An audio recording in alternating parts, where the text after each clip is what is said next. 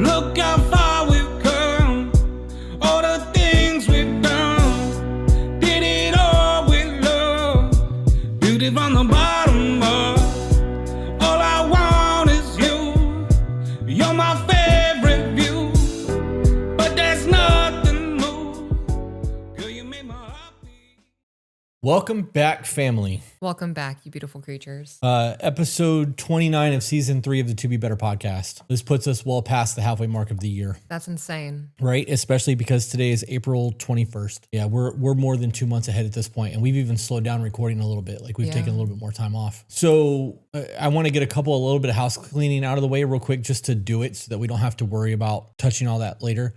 Greece has been announced. Yes. By the time you guys hear this, the early bird spots have been sold already. The trip has been announced. It's been confirmed. It is 100% happening now because of the people who have already signed up and going. If you guys would like to go to Greece with us in May of 2026, there's a link in the description of this video. If you're listening on Spotify, just go to our website, tobebetter.com. If you would like to do a couples retreat or go international with us. Greece is going to be a 6-day excursion in Mykonos. It's a whole deal. Yes. I would try to sell you guys on it right now and like push the whole thing, but you know, we did 2 episodes of that already, and I don't want to keep beating a dead horse. Just know that you have the ability to go to Greece to hang out with Peaches and I and a whole bunch of the To Be Better tribe for 6 full days. There are 6 meals included for breakfast, 2 dinners. There's all kinds of cool shit happening, like boat rides and Excursions and looking at history and beach days, bread, croissants, whole lot of cool shit happening. So breakfast cake. Don't even know what that is. I'm excited to try it. what if it's just a pancake and they just call it a breakfast cake? I'm eating it in Greece, so it doesn't matter to me at that point. That's funny. I'm also learning Greek. Are you? I am. I saw you trying it. You're like, this is stupid. This doesn't say we. So there are letters that don't make the letter sound. Yeah. Like V makes an N sound in Greek. I know how to say carrot. I know how to say the carrot. Yeah. Let's hear it. Oh God. Don't look at me, everybody. To kerato, the carrot. I don't know if that's right. We'll see if somebody in the chat can confirm. I am excited. I can't wait. That's funny. I will at least be able to read the language. I'm having a hard enough time doing my French. Yeah. So I also have an announcement that I would like to make about the book. My new book is going to be called, we just had this discussion and I already forgot it. You Are Not Broken. I kept wanting to say I'm not broken. You Are Not Broken will be the name of the new book. And the release date will be August 15th of this year, which is a Friday. And between now and the 15th of August, or the episode that will release on the 15th of August, I'm going to plug my book every single time that we go live because the book is about reinventing yourself. Whether it's from breakup, divorce, or an unhappy marriage, this is about reclaiming your life and figuring out what you need to do to make yourself happy. So level 1 early access message. I've been watching you longer than this, but I've been loving every moment of it. I adore you both so much. Thank you for all you do. Oh, thank you. Thanks a lot for the membership. It means a lot. What were you going to say, Hannes? I don't remember what I was going to say, but I have something else to say. I think I'm going to release my book in December. Okay. December 1st. You're putting it out there. Now you got to finish it by then. Rough. Dead end puts pressure on me. Deadline. Deadline, yeah. Jenny said for 24-month level early access message, hi family, big miss you guys. Hope your weekend was wonderful and that you found the runaway egg. We did not. That egg is still missing. I have no idea where I hid it. You know, so first things first, if there are any little children in the room, send them away. Right. Because we are getting ready to discuss the Easter Bunny and Santa Claus, but in a way that might devastate them. So little ears, this was your warning. Parents, this is it. 5, 4, 3, 2, 1. We told the children that Santa Claus wasn't real. Easter Bunny is not real. The Tooth Fairy has been me panicking in the morning sometimes because I forgot to do it at night. Remember that time I hurried up you and you had to go brush your hair? Yeah, I ran into your room to put it on. Yeah. That was mommy. And they took it pretty well. At first they were like, you liars. Why have you done this? But they appreciate that we told them the truth. And they are excited that we are the ones who are putting in the effort and making them feel loved and special and all those kinds of things. Yeah. So this was their first Easter knowing that we made the baskets. I hid the eggs. And they each got 12 eggs with 1 golden egg. So there were 24 in total. And I thought I would be able to remember where I put all of them. I was putting them down and I was like, all right, I'll remember behind the air fryer, on top of the 7-Up can lid. Like, I'm going to be good. And then after about 4 of them in the morning, I was like, oh my gosh. Should have taken pictures. Should have taken pictures. I put a green egg. So we have a 12-pack of 7-Up sitting next to our pantry. And I put the green egg on top of the 7-Up 12-pack. And I couldn't find it. It blended in so well. Yep. I totally forgot about the one behind the air fryer. I placed one on top of the set aside paper towel rolls. Forgot about that guy. I put some in shoes that I didn't remember. We're missing an egg. No clue where it's at. I'm sure it'll pop up in about 6 months. They're going to have a real memorable Christmas or Easter from that because we were all looking for shit. You know what I mean? It wasn't just them going, us going, I don't know, find it. Like we were able to be like, you already looked in the area that it was. And like, what about this? And, we were very involved in that aspect versus sitting there reading a newspaper while they're out doing their thing. I would also like to point out that this is now our Ready Player One. What do you mean? First the prize, first to the egg. Oh, yeah. You're right. Oh, now it's a real competition. Right? Real quick, I want to say thank you to Dimitra. She's proud of me for learning Greek. She said it makes her Greek heart happy. Oh, yeah? And that feels good. Did she confirm your carrot? She didn't say I was wrong. Roll the R. I have been rolling the R in words that don't have an R. That's funny. All right, so we said that we were going to start these episodes with thank you emails, but I have something from Discord that I have the permission to read first. She said you did great, Peaches. Thank you. This was a conversation that was in the ball pit for those of you who are not part of our Discord. All right, guys, as you know, there was a TikTok scare. We lost the app for a whole 12 hours, and we have no idea what the future of the app looks like. And with that, we are very concerned about the loss of our following. We have amassed almost 3 million followers across that platform with all 4 of our accounts. And we are trying to push people to other social media platforms so that in the event that anything happens on one app, we have multiple other backup plans. If you want to make sure that you're not missing any content, we highly recommend that you check out our Patreon. On Patreon, we have multiple tiers to choose from. Starting at $10, you begin to receive exclusive content. At $15 a month, you get access to our private Discord server where we've amassed an absolutely amazing community of supportive people. And beyond that, we have other tiers to check out, along with my 2 private women's group, if that's something you may be interested in. Guys, on our $15 and higher tier, you have access to live recordings. We record all of our content 3, 4, sometimes 5 times a week, live in front of our Patreon audience, where they are able to chat with us while we're recording. They get to see all the flirting, the outtakes, the hot topic conversations that never actually make it on the podcast, and it's really worth that aspect in itself. We have an After Dark where we sit down usually once a week and have a glass of bourbon, or in Peach's case, a glass of wine and a bowl of cheese. And we have a whole lot of fun conversations, karaoke in the Discord. We finish the lyrics. We literally just hang out and you guys get to hang out with us. There is a host of other perks, including Zoom calls that are coming for the ultimate tier. So that if you guys are having problems, you can talk to us. It also gives you the heads up on private meet and greets, because when we travel, we try to meet up with people on our Discord on a regular basis. There's a whole slew of other perks that come through Patreon. I highly recommend that you check it out. The best way to support what we are doing is to share the content. The second best way is to check out our Patreon. Thank you guys for being here. In our Discord, we have a chat room called the Ball Pit. That's where everybody goes, and that's just our fun room. Yeah, on one drunken night, I called it the Ball Chat. And now some of us refer to it as the Ball Chat. Right. Well, people have actually started calling each other ballers and like... That's funny. Yeah, ball chatters and all kinds of weird names. Anyways, this person said, how can you tell if life is trying to show you that you need to make a decision or if you're self-sabotaging things? I feel like every single thing in my life is in limbo, and I can't tell if life is literally screaming in my face to make a change or if I'm just so in my head that I'm messing things up. The follow-up then said, in full transparency, I've been trying to regain trust in my relationship for 3 years now, and I'm tired. I confided in another male about things in my relationship, not knowing at the time that was considered emotional cheating. I've learned a lot about myself because of that mistake. The issue for me, though, is that I understand having to rebuild and losing things from the partner because it's such an affection. You want me to read this? Yeah, because my phone won't stop. Please. The issue for me is that I understand having to rebuild and losing things from my partner because of it, such as affection and things like that. But I'm wondering if there is a line where that becomes wrong. It has been 3 years. I'm on the verge of losing my house. My job made a massive schedule change that no longer works for me, so I'm on borrowed time with them. I'm not sure if I'm just too in my feelings about what I'm lacking in my relationship, or if it's time to walk away because I can't keep going with an empty cup while being expected to fill theirs all the time. But I feel wrong for feeling this way because I was the one who messed up. Part of me doesn't want to live like this. Part of me feels like this comes with cleaning up the mess I made. I struggle with feeling controlled, but in his eyes, it's not controlling. It's to make me better.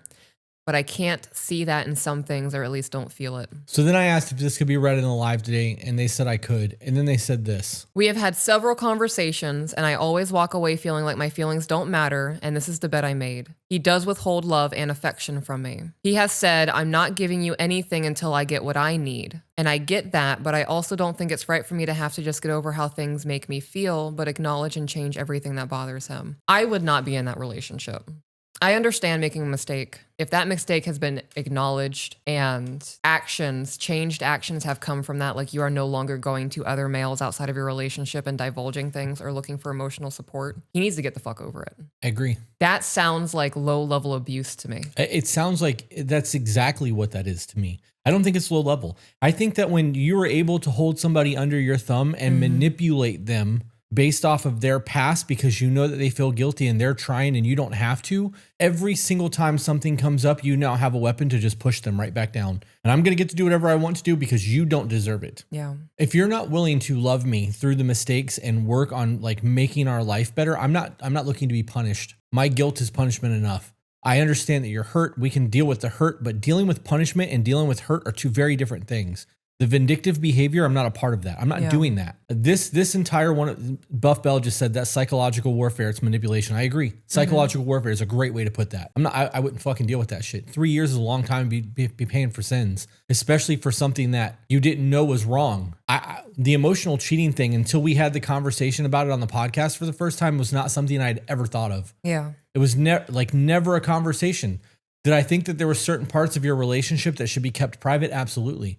But we live in a society that it's so fucking normal for people to vent to their friends and coworkers about what's going on in their household because it's way cheaper than therapy. This is normal. It's become very normalized. So this chick has been paying for the sins of this for 3 years now, and he's been able to manipulate and do things. I would get the fuck out of there, man. Yeah. Yeah. Why would you want to stay in a situation where somebody is abusing you, right? And like, if you don't feel good about your life, you need to reevaluate your life because the other person's not responsible for you. You are. And if you put your happiness in somebody else's hands, you're not going to have it because they're responsible for their happiness. Yeah. Is that the end of your thought? Mm-hmm. I would take everything happening in life right now as a sign from the universe that I need to move on from this relationship. The house being in trouble, your job not working out the way that it was for your life. You're not taking the sign from the person you're with serious enough to go, I need to reevaluate what's going on. So now the universe is hitting you with harder things to wake you up and make you realize what you are doing is not working for you and it's not meant for you. Right. That's a good way to put it. Yep. This conversation is going to be covered at length in my book, but not based off of the comment. It's covered probably 5 or 6 times over the course of 13 chapters that I've written so far. Your self-worth and making sure that you're taking care of your happiness and your mental health matters. All right, let me pull up the drive, the googly drive, like eyes, but drives, the googly drive. Feel good first, because we're going to do thank yous. What we said. I love you guys is what this one's called. Okay. Whenever you're ready, babe. Hi, Chris and Peaches. I hope you're both doing well. I'm a fan from the UK, so sadly I can't meet you in person, but I felt compelled to reach out and let you know how much of a difference you've made in my life. You can by going to Greece in May of 2026. Yeah. Go to tobebetter.com. Click on couples retreats and vacations or whatever they're called. I didn't build the website. Chris did. Not like an alter ego Chris, but actual Chris. Mm-hmm. My friend Chris. We have a lot of Chris's in our lives. We do. But he built the website. You can go click on it. It'll take you everywhere that you need to go to see all the cool shit that we're doing, including the book sales when the books get dropped. Mm-hmm. So just because you're in the UK doesn't mean that you can't come. Lorna's in the UK. Yeah. Lorna fucking came to Thailand with us. Yeah. Yeah. Be like Lorna. Chris is actually in the chat. That's what I want you all to refer to me from now on as alter ego Chris. You have to change your Discord name, buddy. That's funny.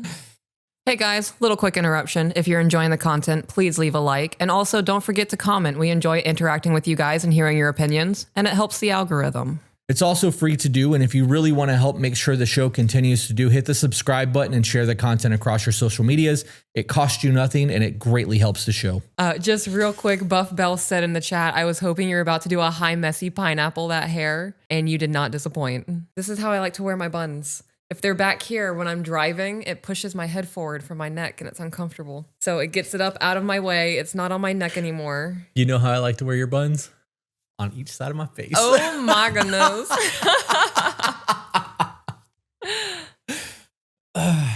I flustered myself. I'm glad that the thought of me still does that to you. I was going to wink at you, but I got anxious. See? This is hard. Did you go in your head? I did a little eh. Okay, because I saw the lip move with it. I'm sure they heard it, but... Yeah. When I found your page last October, I was in such a rough place. I was stuck in a toxic relationship with someone who clearly didn't care about me the way I cared about him.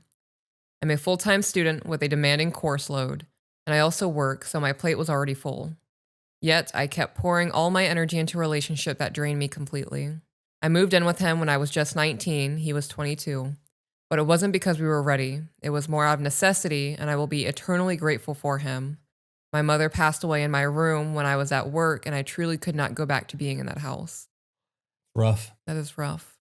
From the beginning, it felt like I was doing all the work to keep everything together, whether it was cleaning, cooking, or trying to create a loving home. No matter how hard I tried, it was never enough. I even made him a man cave with all of his favorite snacks and drinks to give him space, but he still treated me like I was the problem. Wow. You know how rare it is for women to do things like that? You ever done something like that? Obviously not counting our marriage, because we do cool shit for each other all the time because we're dope as fuck. Yeah. Right. But like, other than this, have you ever done something like that for anybody? Would you ever thought to like build out a theater room so that they could have a guys' night with their homies and God, shit? Like, no. I was a very anti-man kind of woman. Right. Ages ago. No, you're not allowed to have a space to yourself. Right. I don't have a woman's cave. Why do you get a man's cave? Right. Right. That's such a rare thing for somebody to go and put themselves out to like make sure that their person has a bit of happiness. Yeah. People need to really fucking pay attention to that shit. The lowest point came on the anniversary of my mom's passing. She was my best friend, and I was feeling so lost that day. I shared my feelings with him the night before, and when he came home from work, the first thing he said was, "What's for dinner?" Dinner was already cooking in the slow cooker, but his indifference crushed me. I just wanted someone to hold me and care, especially when I was already burning out from juggling school, work, and the emotional weight of everything. So I want to pause here. I shared my feelings with him the night before. So it's been almost 24 hours. He came home from work and did not check on you. How are you doing today? What are you feeling? How can I make your life easier, right? And that is something that I expect from my person that I'm in a relationship with. The caring, the checking in, all those kinds of things. I also want to say, right, outside of this circumstance, this guy sounds like a piece of shit. Yeah, absolutely. The way that she is painting him out for us. Outside of the circumstance, you need to communicate the things that you need when you're not feeling good. Right. So if it's coming up on the anniversary of a pet passing or your mother's passing or anything in life that's really hard for you to cope with, I think a conversation should be had the week leading up, the month leading up, depending on how impactful it was of, I'm getting ready to go through a really rough time. I'm going to need a lot of physical touch. I'm going to need a lot of cuddling. Can we watch our favorite movie every single night? Even if you're sick of it, just indulge me. People aren't mind readers. Right. So outside of this circumstance, the emailer, she had the conversation with him the night before. Communicate what you need from your person. That way they can show up for you the way you need them to. It's also important to remember that people are not emotionally the same. Right. Like if I'm having a hard time, I don't need to be cuddled. I don't need that. I would prefer cuddles when I'm not having a hard time. Like last night when we're watching TV and I laid on you, like it was because I wanted to lay on you. Like I don't need that type of affection. She clearly did. Maybe he's not that type of person. And that's one of those things that it's okay to just recognize that we are different people. Yeah. Knowing that it was a year after her mom passed and that's the mom's anniversary, I'm sure he was aware of it, but that doesn't mean that your life gets to get disrupted. And that's a very hard thing to say, and it sounds very harsh. I'm sure that made me sound like an asshole, but the reality is life goes on. Death is a part of all of this. So him coming home and asking what's for dinner, he should have embraced you. He should have been able to read the room when he walked in the door to see that you were unhappy. But asking what's for dinner is normal conversation that happens every single day if you're the one who's cooking dinner, right? Like this is not a fuck you to either one of them. This conversation is about you guys realizing or needing to realize that you are dealing with somebody who has their own universe inside of them that they are dealing with. Yeah. And the way that you deal with things and the way that other people deal with things is not the same. If this was our situation, I wouldn't ask you if there was anything that you need from me. I would be able to see that you're upset and I would hug you, or I would just, be near you in the kitchen. But we would still have the normal conversations that we would always have because that's normal life shit. Mm-hmm. But I would be trying to do things like make you laugh, or I would ask you, can I help you with anything in here or whatever? Or also very real possibility, I would see that you're going through it and assume that you just need to process and need space. So now I have a decision to make. Mm-hmm. And when you have a 50-50 chance of making a decision, there's a 50% chance you're going to be wrong. Yeah. So like you said, you have to give the information. Otherwise, you may end up being disappointed by your person. Mm-hmm. Danish said, I'm a don't touch me when I'm overstimulated, but I can't go to sleep unless some form of my body is touching my husband. Peaches and I fall asleep every night with her head on my chest. She falls asleep every night with her head on my chest. And normally we'll lay there until either I fall asleep, which normally happens way after you do, or I twitch and then you wake up in fearing of like bodily harm because of my violent twitching at night. Yeah. And then we kiss, Mm-hmm. I love you, and you roll over. And then I'm like, okay. And as soon as you roll over, I roll over and pull the booty towards me. And that's how I sleep until you're like a giant, comfortable awesomeness. Yeah. You know what I mean? But like that's normal. You guys shouldn't be going to bed hating your person and going to bed with that disconnect. Could you imagine if we had a fight and we went to bed and had our back to each other, the way that would feel? I do know how that feels. It's not good. Yeah. Continuing. I would like to say before we move on that because of my back injury, I am having to sleep with my back towards you a lot more than ever before. But I still put myself in a point of discomfort to fall asleep the way that we always do because that is an intimate moment for us. Mm-hmm. And like, yeah, it hurts me, but it's not like excruciating. And when it becomes excruciating, I roll the fuck over. Yeah. And then our butts touch. Most of the time, or I'll throw my leg over your side of the bed so that my knee ditch rest over your ass on the corner, and I'm like holding you with my leg on your booty. Yep. Okay. There's some type of physical touch happening. Yeah, absolutely. I'm such a needy bitch. The other night I woke up and my husband was facing away from me. And I was like, does it hurt for you to cuddle? Like what's happening right now? Why aren't you? Why aren't we doing the normal thing? Why don't we look like a letter K right now in the bed? We had already been asleep for like 3 hours at that point. Oh, really? Yeah. It just felt like I was time traveling. Yeah. You had woke up. I was still awake. Yeah. And you were like, why aren't we cuddling? And I'm like, we were for like 2.5 hours. I can't lay like that anymore. Yeah, that's funny. You sure did call me the fuck out on that too. And your like sleepy voice, that was funny. Yeah. I had to make sure I didn't upset you. I should have been like, you farted on me. Oh God. I would have like super glued my butt cheeks together after that. That's funny. I was going to say, he can't know that I fart, but I rip ass in front of you. Yep. It's always followed by a sorry. But, yeah. It's just funny. or I say, excuse my booty. I always go, I heard that. He does. It's just funny. Yeah. When you fart, I just say, good for you. I apologize because I know, like I can tell by the way it felt coming out how bad it's going to smell. All right, let's get debauchery. Let's get back to the thank you email. Okay, we're going back. We're regrouping. Dinner was already cooking in the slow cooker, but his indifference crushed me. I just wanted someone to hold me and care, especially when I was already burning out from juggling school, work, and the emotional weight of everything. This tells me that the emotional intimacy wasn't there long before this instance. Yeah. Since I have been watching you guys and the Good Wives podcast Peaches does, which I love. Thank you. I'm glad that you're enjoying it. I learned a few habits, such as making sure he had a clean space to come home to, as messy house equals messy head. I also give him space and be there for him at the same time, such as bringing him into his man cave, freshly baked cookies, cool drinks, and protein shakes, everything he loved. No matter which approach I took, it never worked. Then I started watching you two. Seeing the way you love and support each other made me realize what I was missing. It was like the wake-up call. I finally saw that I deserved more. Good for you. I love that. I wish people could understand who we are meant to be, right? Like everybody has a universe inside of them. Like we are our own little universe walking around, and we deserve the life that we go after. Mm-hmm. And if you just accept shit, that's what your life is going to be. Yeah. You want to hear something that I thought about? Sure. Is this a 3 a.m. thought? No, this is a after ayahuasca thought. Okay. So we had a conversation with one of the guardians about how the universe is expanding, and then it retracts and then it expands. What else does that? Our lungs. Yeah. We are made of stardust.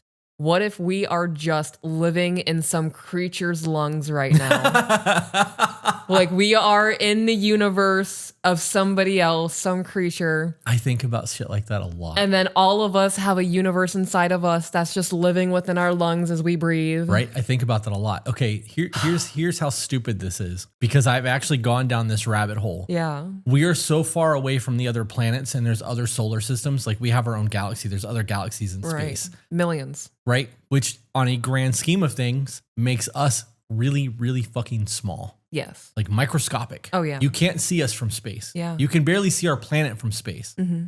What if we are one of those things that is floating around in like another being and we are creating our own little thing and we are the cancer that's living in another creature?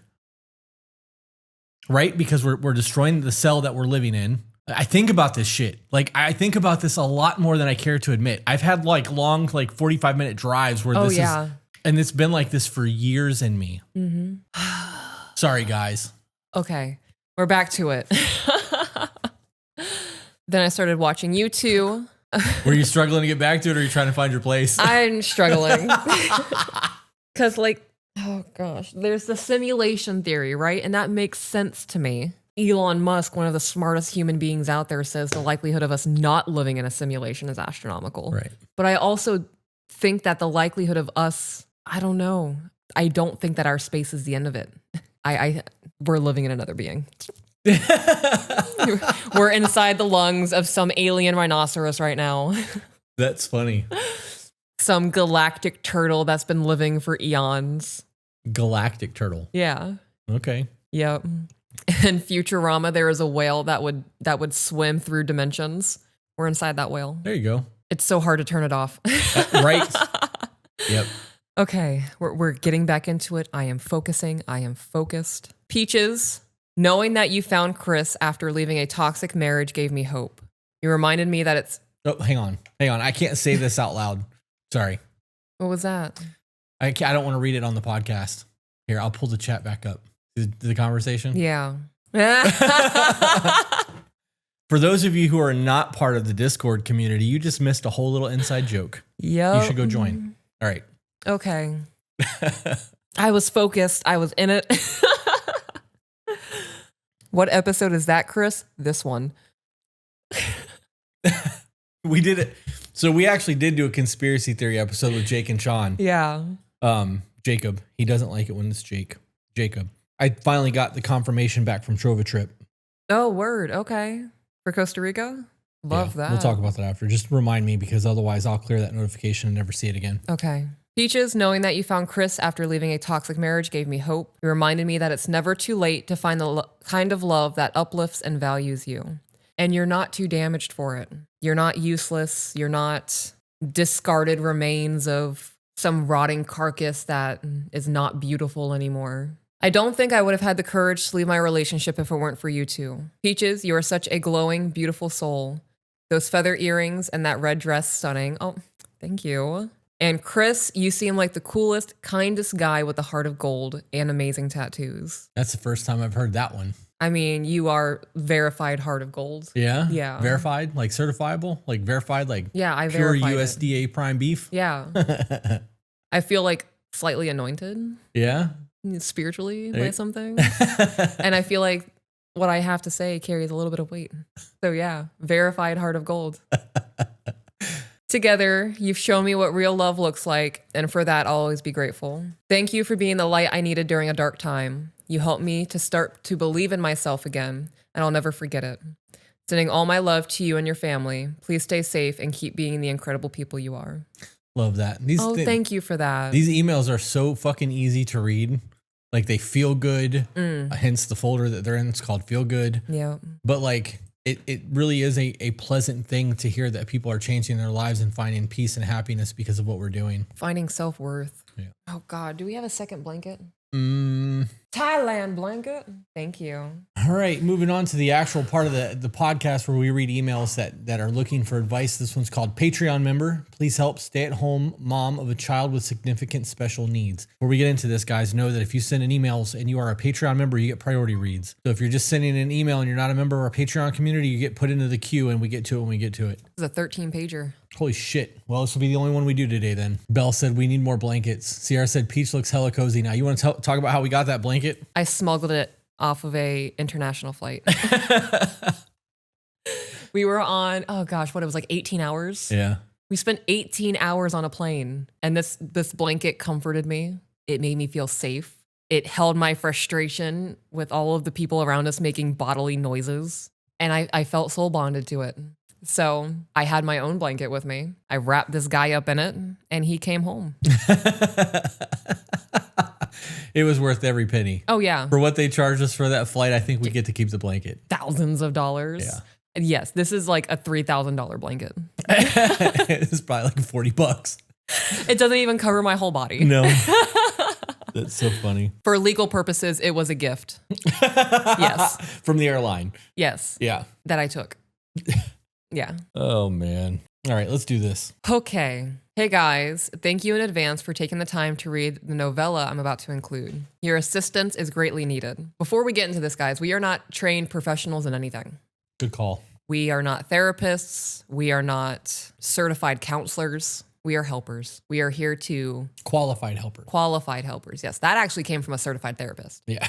She has letters behind her names. She does. She earned that PhD, and we earned that qualified helper title.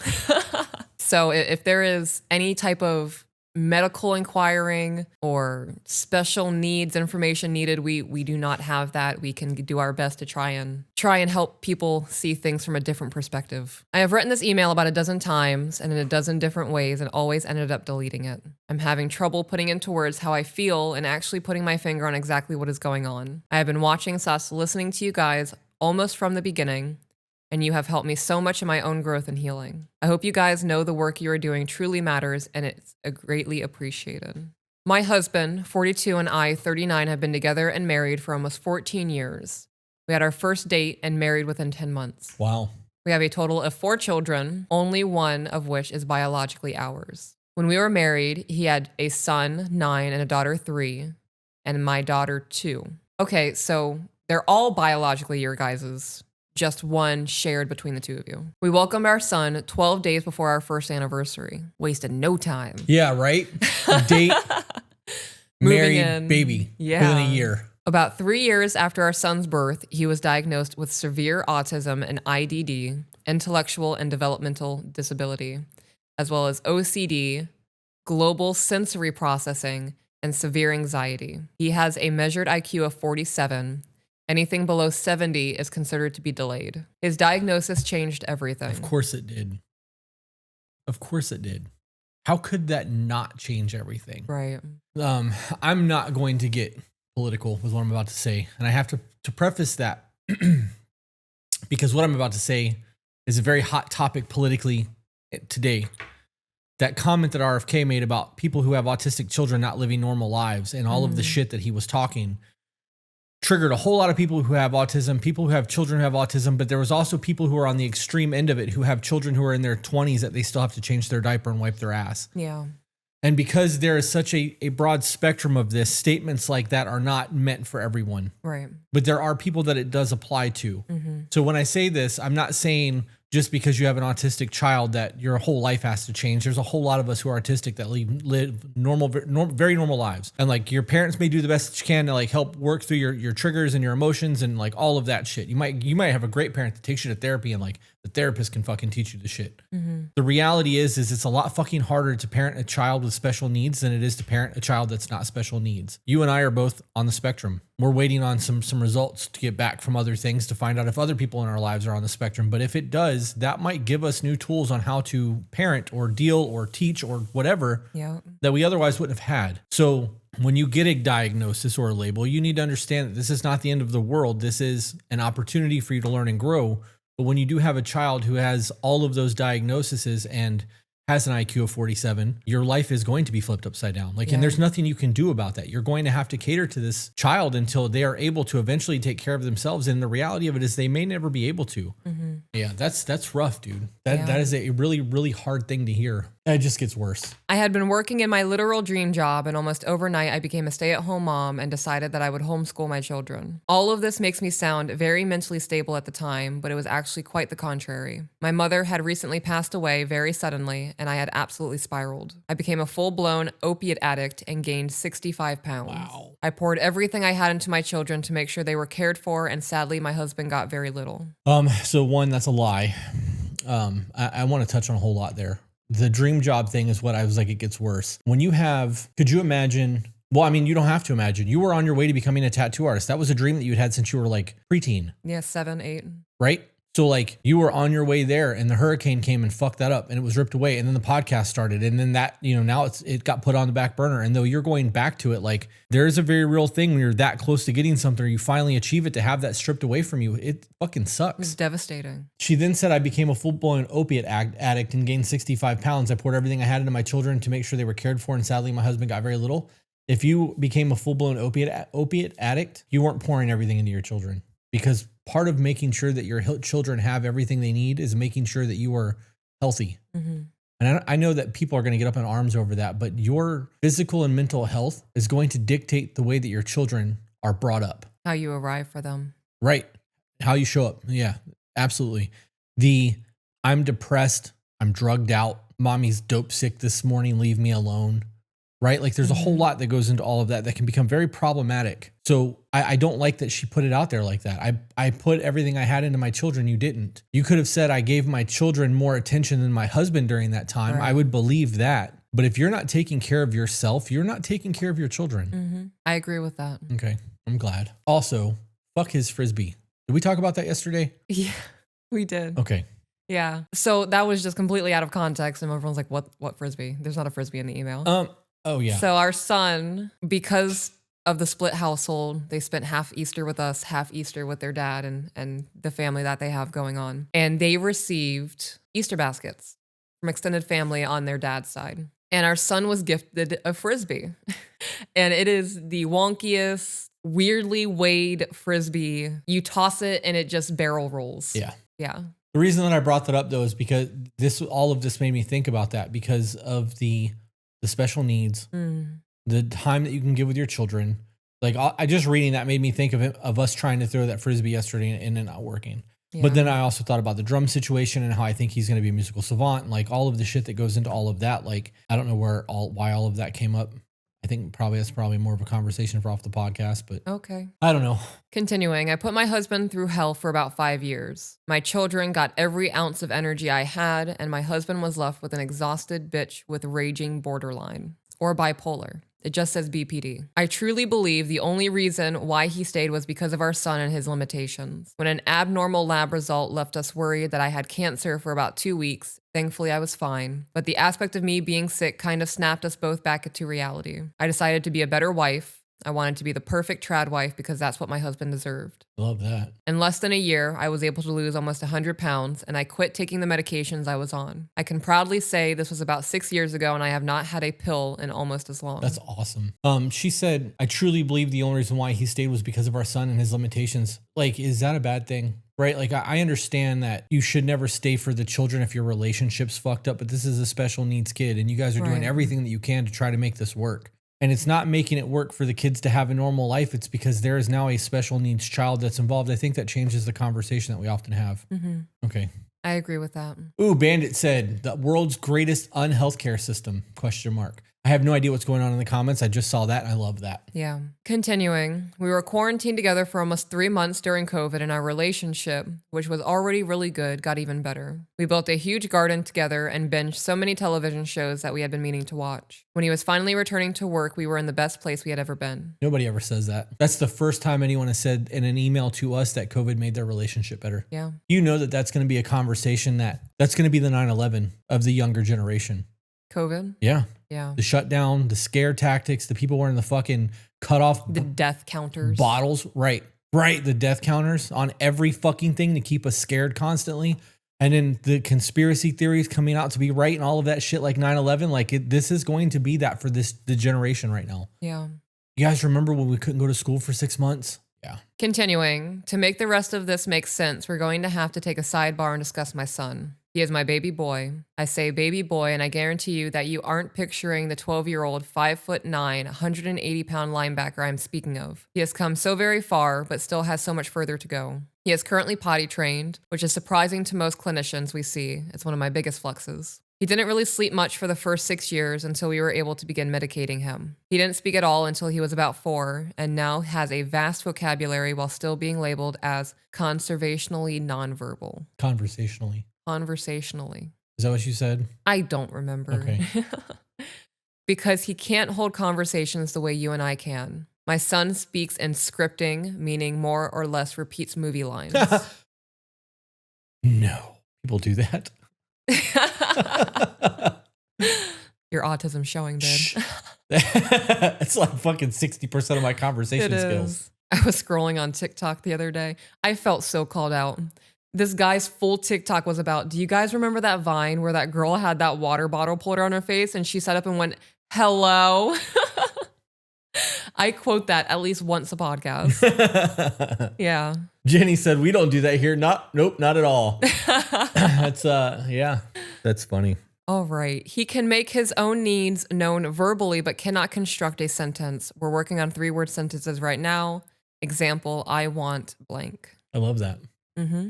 Before we move on, Deadeye Two Tongues, who is the co-host of Voice of the Broken, which we air on the To Be Better podcast channel now, has a mushroom supplement company called Hellfire Holler. And right now he is looking for people to email in who have severely autistic children, because lion's mane mushroom is doing a whole lot of wonderful things. Mm-hmm. And they are running studies right now to get reviews and testimonies from people, and he's willing to do it in exchange for product. So for this person, if you haven't yet, email hellfireholler@gmail.com. Tell them you have an extremely autistic child, explain the situation, and tell them that you would like to try lion's mane, and he will send you a bottle of it. Mm-hmm. But the agreement is that you have to give a review, good or bad, as to what happened. What it did for your child, because people who have children that are like no physical touch have become more accepting of physical touch. People who have had mood swings have been less moody. Like, there's a whole lot of things that go into that. So I would recommend that if you are listening to this and you have an extremely autistic child, go check out hellfireholler.com. He is a gorger when it comes to food. He would eat everything in the kitchen if we allowed it. He would even sometimes make himself vomit all over the floor or wherever he is in the moment so he can eat more. He will have full-on meltdowns if he is denied food or anything he wants for that matter. He is aggressive.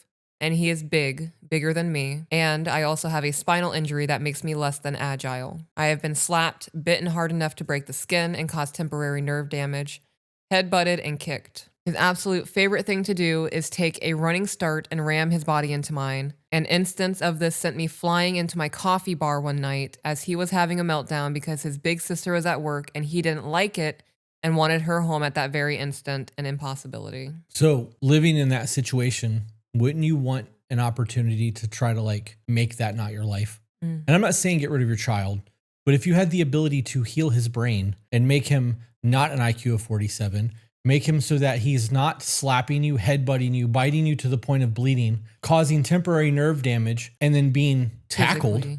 Physically aggressive. Wouldn't you want that, right? Like, this is not normal for people's families. This is a very extreme situation. Yeah. And this is what I was talking about earlier. I actually, the reason that I brought up that RFK thing, because of what's actually being said right now, is because it's a very political charged conversation. And the people that feel the way they feel about it aren't willing to listen to the other side. Mm-hmm. And me, somebody that has no skin in the game whatsoever, am looking at both of you guys arguing about who's right or who's wrong. The reality is that everybody's got their own individual life.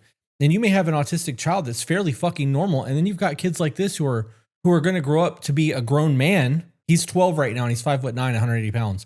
And he's able to body slam his mom across the room. At 12, right. He's got another 4 to 8 years of growth. So he hasn't even hit puberty yet. Right.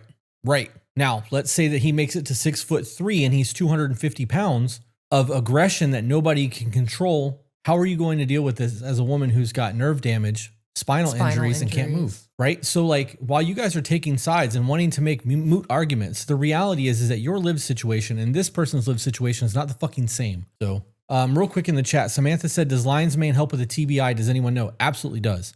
There's a whole lot of things that goes on with lion manes. You can read your own studies on it, but Deadeye Two Tongues, who's the co-host, like I said earlier, had a TBI. He had a whole lot of nerve damage. Lion's mane has helped him a lot with that. That's why he started his company. Continuing. Yep. His favorite thing is grocery shopping. He collects the sales ads that come in the mail every week.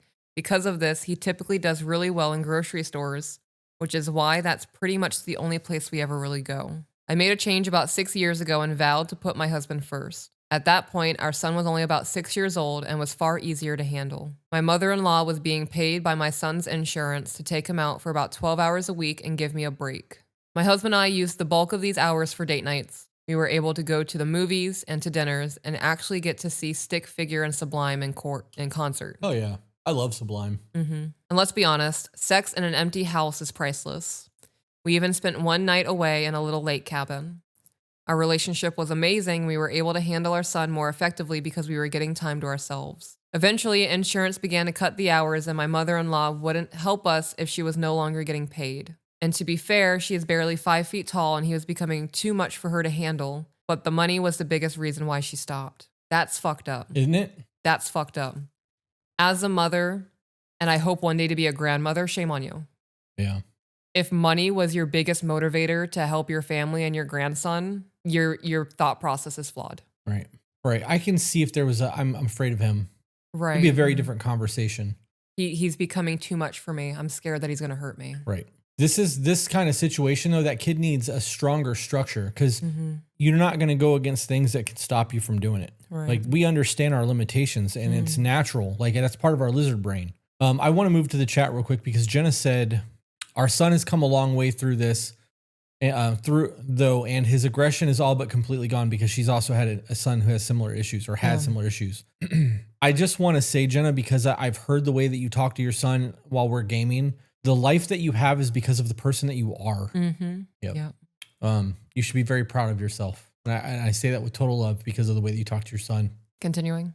We have no support system, and so we were left to handle it all ourselves. And with my husband working 50 to 60 hours a week to support and provide for us, it mostly landed on me. COVID lockdowns had put a halt to his therapy, and I already homeschooled, so I became a 24/7, 365 caretaker for our son. After my mother-in-law stopped watching our son and we were no longer able to spend time away and time together, we ended up spending less and less time with one another.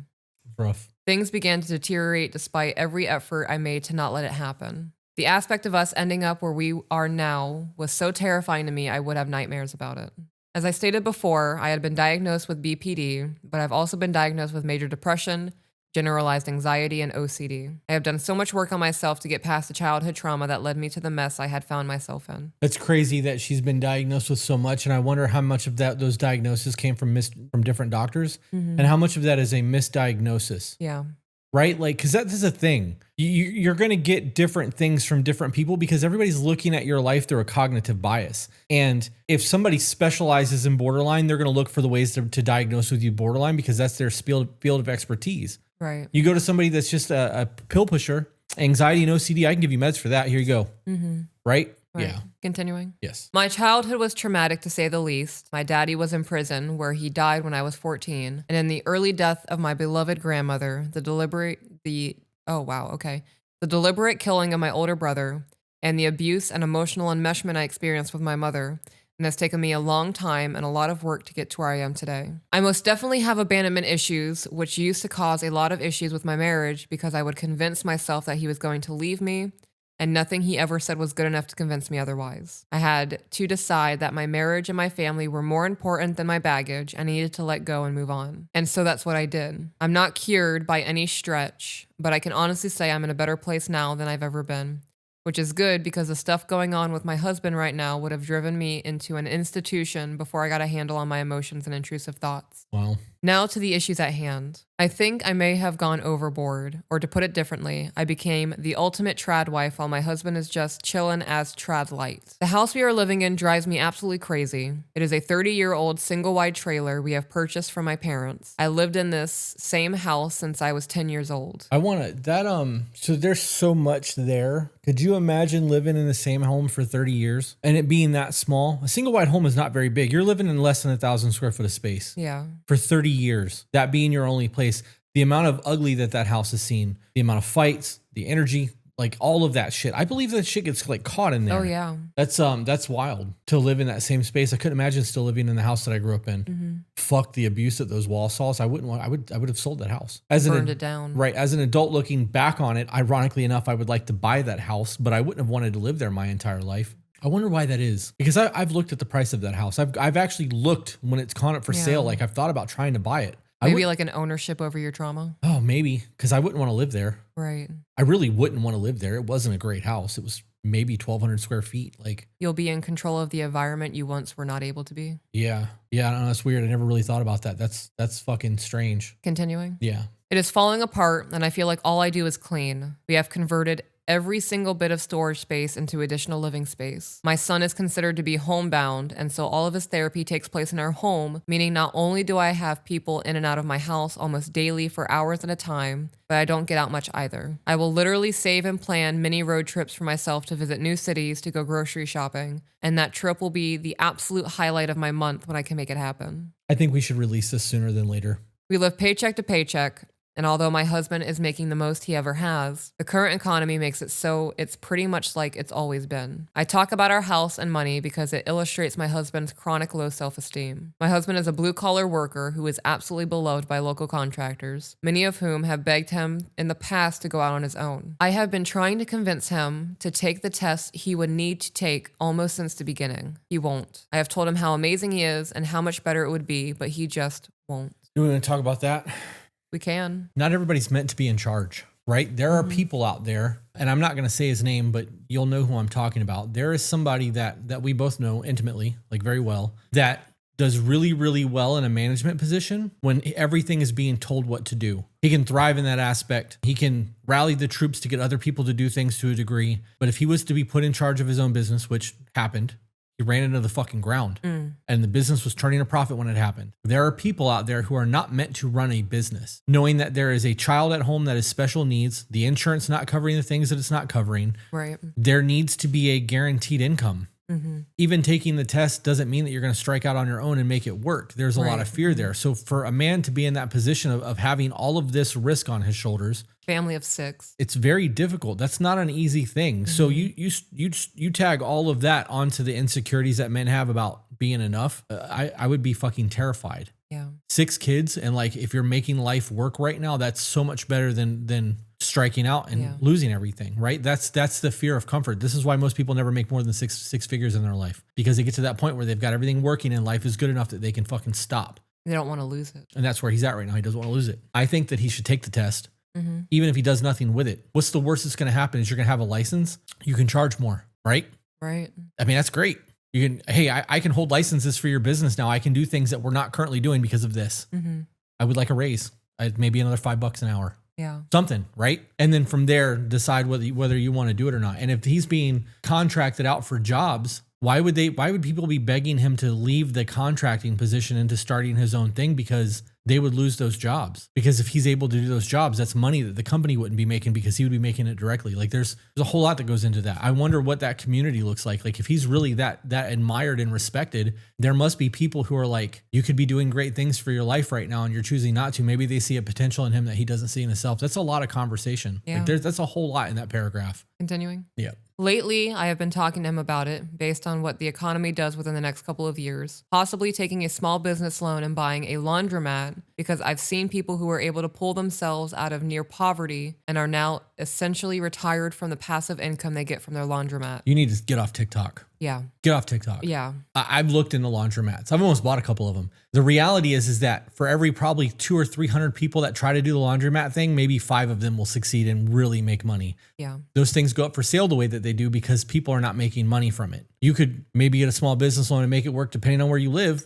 But with the rising reality, I should say, the reality is that most people are getting washer and dryers. And if you can't afford it, a lot of rentals come with them already in the property. Yeah. Laundromats are normally in low income areas.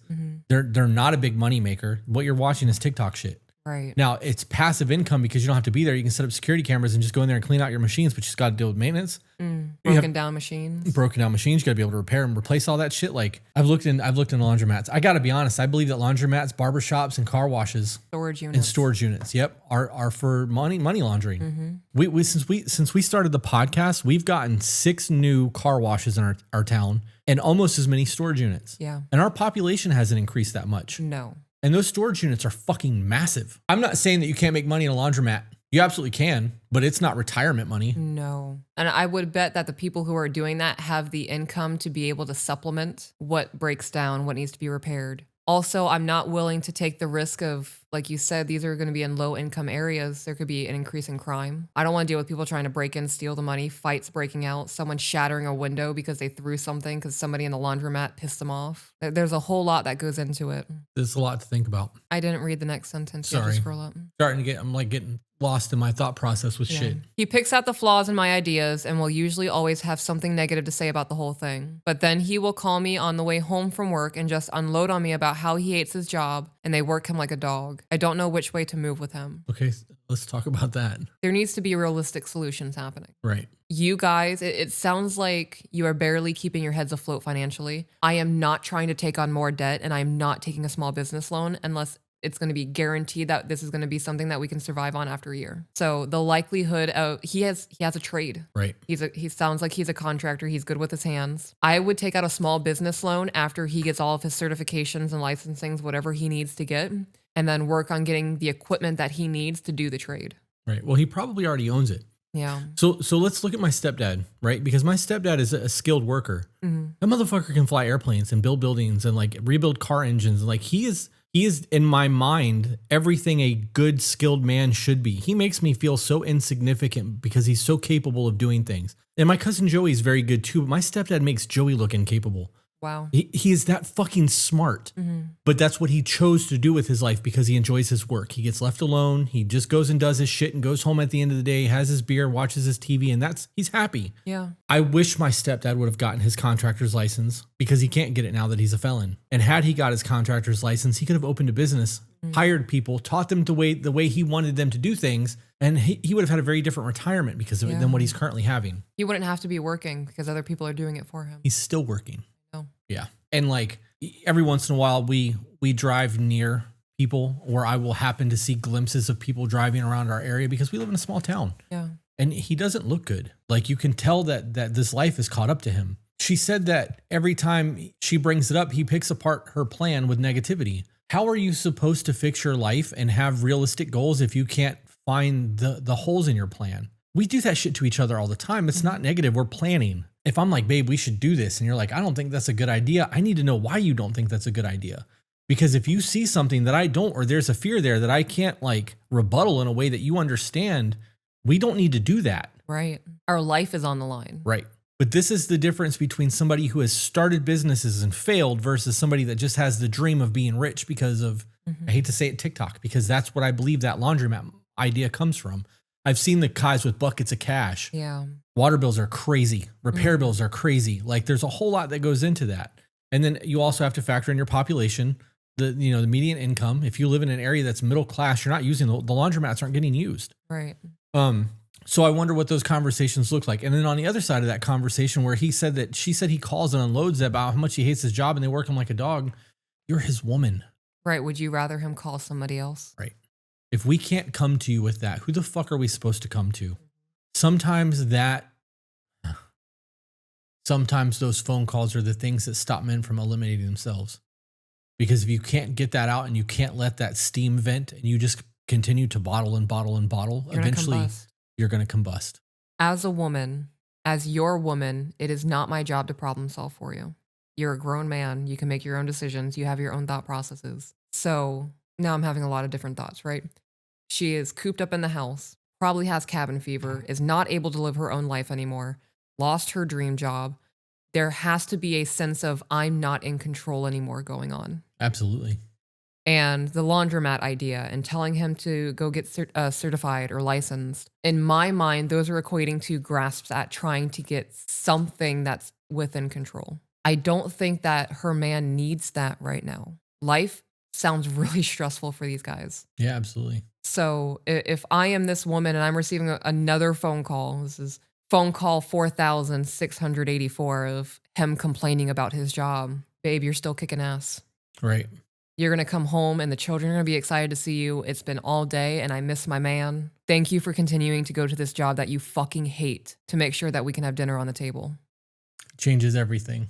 Her reaching for straws, trying to reclaim some sense of freedom in her life by getting financial freedom, because I believe that leads to true freedom. Yeah.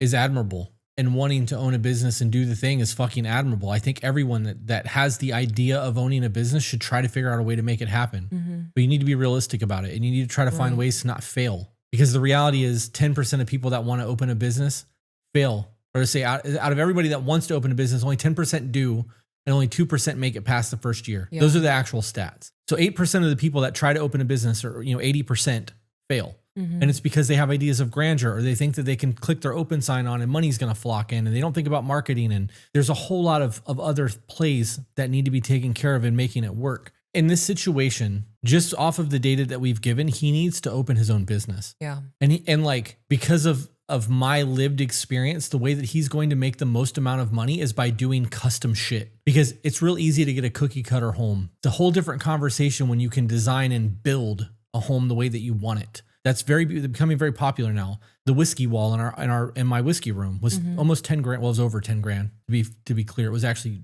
over, but I wanted that wall, and I had 2 people come in that are local to us that was working for somebody else. And like I had a long conversation with one day, and he finally got off his ass and decided to open his own business. And he's done a lot of work for us since then. But I see the kind of money they're making because it's him and his brother, and they're doing custom shit. I don't want something that I can buy from Target. I want people, if they ever come into my house, be like, holy shit, look at that. Yeah. Yeah, I had that built into the wall. My friend did that. You know what I mean? Like, there's a market for that. And the difference is laundromat is low income people, and people like us who want those things that have built a brand in our life. You know what I mean? Like, we've built a fucking existence for ourselves, can afford to spend the extra money to get the custom shit. There's more profit in that than there will ever be in a laundromat. Yeah. And he would enjoy his life a lot more working for himself at his own pace than fucking being grinded down by somebody else and working, selling his time versus charging for his time. There's a difference. You sell your time at an hourly rate. It's very different than you setting your price for a job.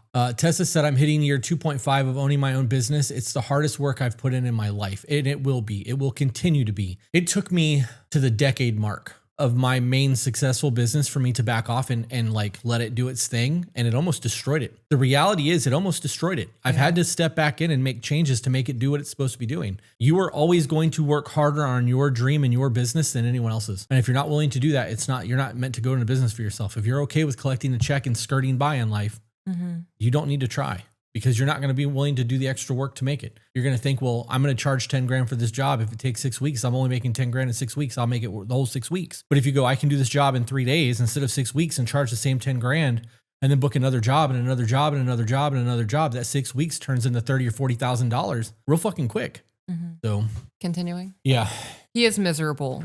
This is not the man I married. He has become quite possibly the most negative person I have ever known. I have to try to make my home as happy as possible because I'm quite literally stuck here, but more times than not, his mere presence will automatically bring the mood down in a room. That is rough. It's actually jarring. He doesn't see it. The biggest example I have is Sundays. Sundays are supposed to be my days. We cannot go to church as a family, so I usually go by myself and my husband will stay here with our son. I will usually go to the earliest service to help assure that my husband isn't having to be with our son alone for longer than necessary. I go to church and usually go straight home afterwards, and I usually always walk into the same scenario. My husband will have texted me that everything was fine so I could come home happy from the service, feeling invigorated and ready to do my Sunday reset on our home. But what I walk into is abject misery just pouring off of my husband. Okay, so I want to pause there.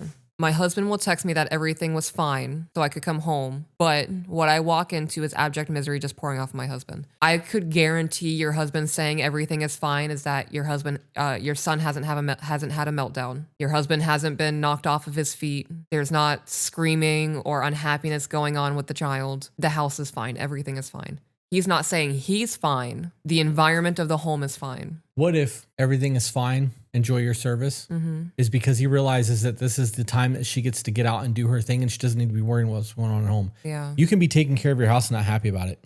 If nothing's burning down and things are working regardless of how you feel about it, it's fine. Yeah.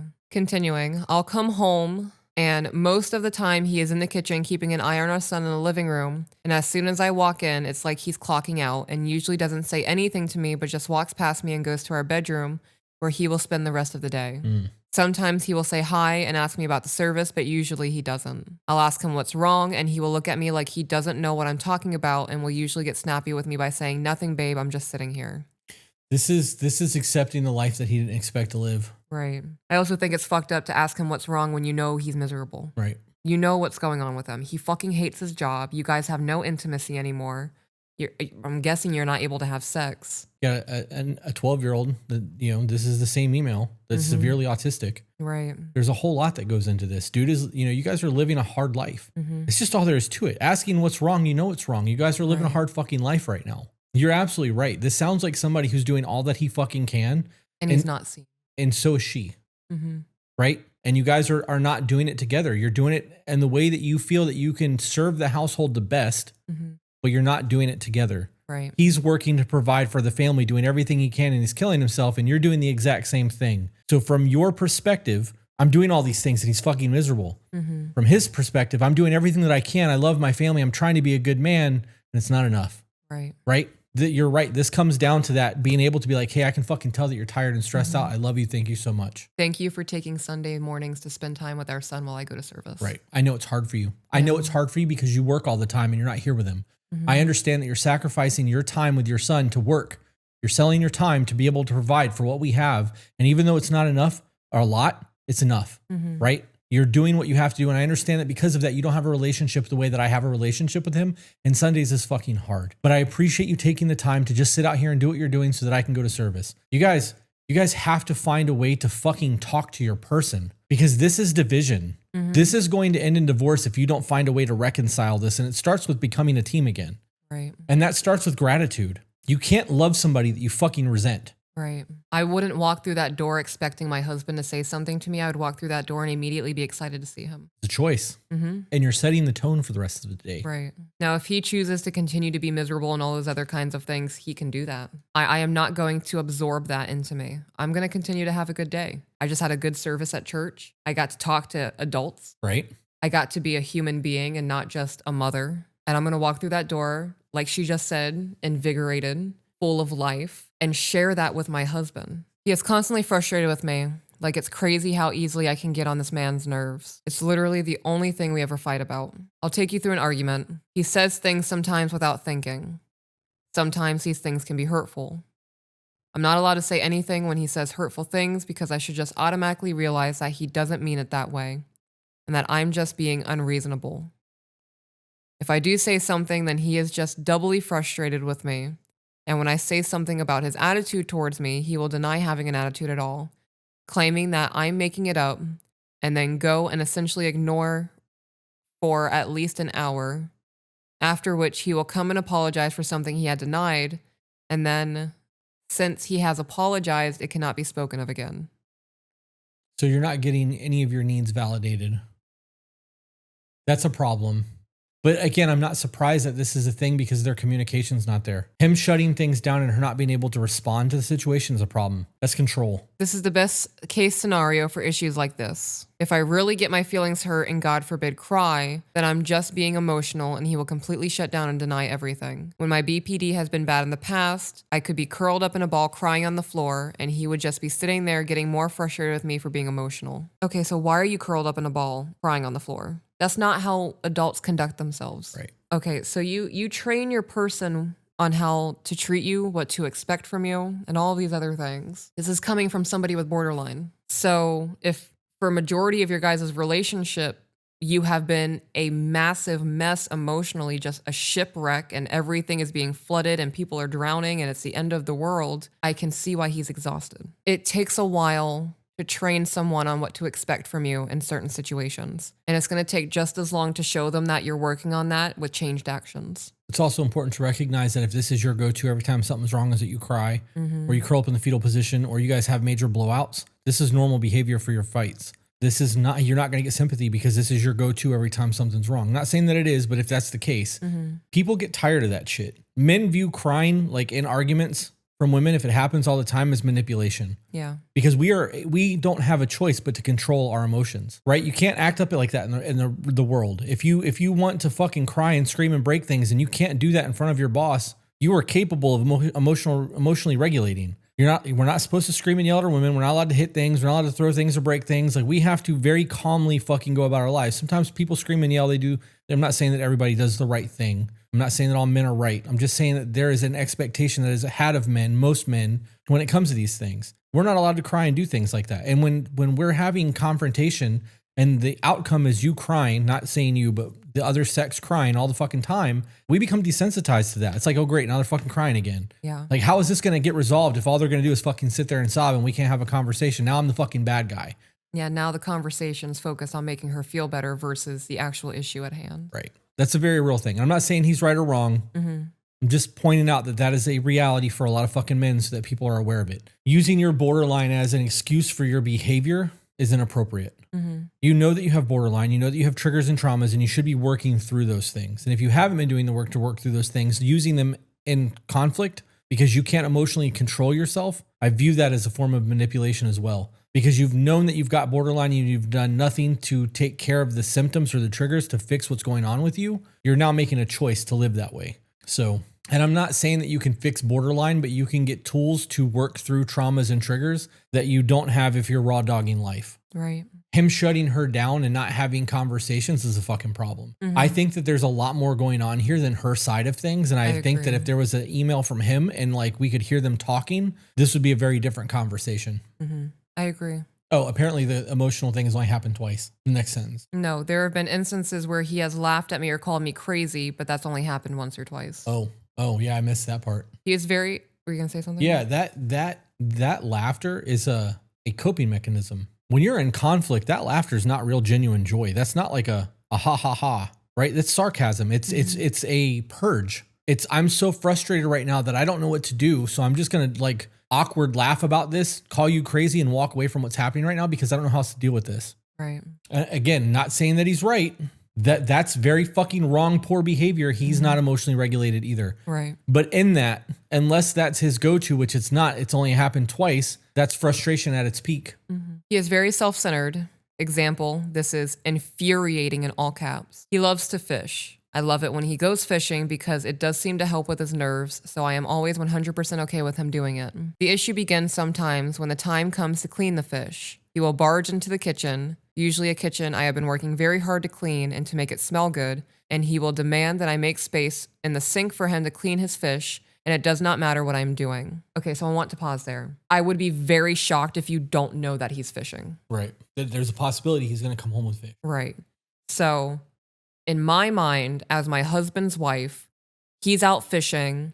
He might come home with the fish. The first thing I'm going to do is clean up the kitchen well enough. I'm not going to make it sparkling clean because you might come home and gut a fish. Right. And we'll make sure that the sink is prepared for that. And then I'm going to focus on the rest of the house. I can deep clean whatever else I want. And then my kitchen is going to be the last thing I hit because you might come home and get a fish. There's a really simple solution to this too. That's the easiest one, right? Just to be aware of the situation. Situational awareness is huge. Yeah. The other option is to go, when he goes out to fish, you go get on Facebook Marketplace and look for a folding table. You can find white plastic folding tables from Walmart on Marketplace for like $10. And you get a cooler. Also on Marketplace, you might even be able to find one like Free Trader and have him pick up ice on the way home. He may already have it. Mm-hmm. And when he gets home, have that table set up outside and have him gut and do all that shit outside of the house. Be like, moving forward, when you go fishing, I would like you to gut and prep everything outside because I don't like the way the house smells. Yeah. I'll make sure that while you're gone, the table's set up. You don't even have to do that shit. Right. It'll take you 2 seconds to unfold the fucking legs and stand the table up. Mm-hmm. That eliminates the entire problem. Kitchen doesn't get gross with fish stuff. There's no blood and guts everywhere. You don't have to worry about making room. Simple solution. Mm-hmm. I had a neighbor who he was like the redneck of rednecks. His family was a disaster, but he was the epitome of like blue collar worker, and he would go hunting on a regular. And I remember one day he came home and had they went duck hunting. He had to have had 100 ducks at least. Mm-hmm. And he sat in the driveway for fucking 6 hours, pulling feathers and ripping heads and doing all the things that he needed to do to prep these ducks. And he was happy as picking shit. Yeah. Fucking Hank Williams on the radio, just doing his thing. I couldn't imagine doing that in the house. And I couldn't imagine his wife allowing that to happen either, because they had kids and they they still lived in a somewhat decent house. It's not like they were, anyways, it's crazy to think about. Janae's losing her mind. She wants us to keep reading. All right, I'll stop talking. So I had more to say, but I'm going to see what else is here. If I ask him to wait or to give me some time, he gets frustrated and pissed off, so I don't even argue. I hate it. All caps, exclamation points. My once clean kitchen then needs to be cleaned again from the blood and the fish scales and the smell. Okay, so I'm going to pause there again. Literally everything I just said. I wouldn't clean the kitchen knowing that you might come home and get a fish. Why isn't he cleaning up after himself? Yeah, I mean, that's a good question. I also want to touch on, I would expect a text message from you. Done fishing, caught 3 fish. I'm expecting pictures. Like that's just that's the relationship that we have, right, though. Because our intimacy is intact. Right. Okay. So I would have whatever prepped for you to come home so that we can have dinner that you just caught, which I would appreciate. What? I bring it to the house, you bring it to the table. Yeah. But I don't see the point in getting hung up and frustrated. He's dirty in the kitchen I just cleaned. Well, you know he was going fishing. Mm-hmm. A lot of people in the chat are saying that you just clean, you take care of your fish lakeside. It's easier. Yeah. You are also giving back to the environment because there's a lot of animals out there that will eat that shit, the skin and everything. So like absolutely, if you're going to, gut your fish, you should do it not at your house. But there's also a reality of being able to use a lot of that shit for bait later. Mm-hmm. So yeah. Anyways. Continuing, he will also leave all of the tools he used to clean the fish dirty in the sink. A few years ago, I got him this really nice fish cleaning table. It folds up and has a sink in it that you can just hook up to your water hose, and the faucet runs like any other, and you just put a bucket under to catch the water from the drain. Damn. I thought maybe he would get the hint and start using that instead. What do you mean, maybe get the hint?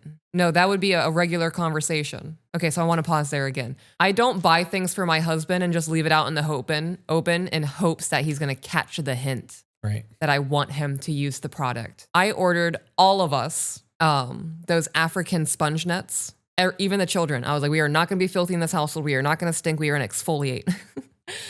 And I sent you a photo and I was like, you need to use this to exfoliate your skin to deal with what you got going on. Guess who didn't use that while he's in the shower this morning? I believe it. This guy. Bar soap on the hand. I'm gonna start watching you in the shower. And then when I'm done cleaning my entire body, I then wash the hand. I have calluses on there. It exfoliates. I got fingernails on there. I don't need a wash rag, a loofah, or any other of that bullshit. You do. I don't. You do. Nope. Yeah, I get it, Ivy. The sigh that she just let out. That's so funny. Janae said, and this is why I said keep reading, she tried that. Yeah, well, she didn't. She didn't give the effect of, she bought it in hopes. Right, she bought it and hoped that he would catch the hint of it. Yeah. I would stop you at the door. You're not coming in here with that fish. I bought you that table for a reason. Go out there and deal with it. Yeah. Love you. Thank you for catching dinner. You're so sexy when you provide for us. Closing the door. Yeah. Conversations have to happen. Yep. Jenny said I had the same face and everything. Made the same reaction as Peaches. Made the same face and everything. I thought maybe, continuing in the email, I thought maybe he would get the hint and start using that instead. He used it once. He was cleaning out the garage the other day and I saw it and reminded him that he had it and he said it's easier for me to do it in the kitchen. So, okay, what are you going to say? There's a reason that it's easier to do it in the kitchen. There's still something missing that's in the kitchen. Maybe it's air conditioning.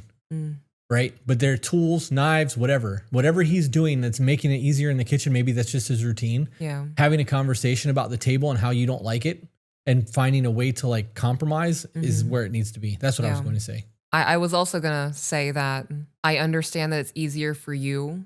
Something being easier for you makes my life 10 times harder. Right. And that also needs to be a conversation. And it's not a bad conversation to have. No. I love that you go fishing and you're able to enjoy some quiet time with yourself or buddies if he does that. I love that you enjoy processing the fish and you're doing the hunter thing and primal providing for me as your woman and the kids, and I love all of it. My life is very hard. I deal with our son 24/7. Our house is falling apart and I'm trying my best to make sure it's a home for us. And when there's a dead fish in the sink and it stinks up the house and there's guts everywhere and there's dirty tools in the sink, it stresses me out. I bought you the table so that it can be processed outside. You can still have alone time.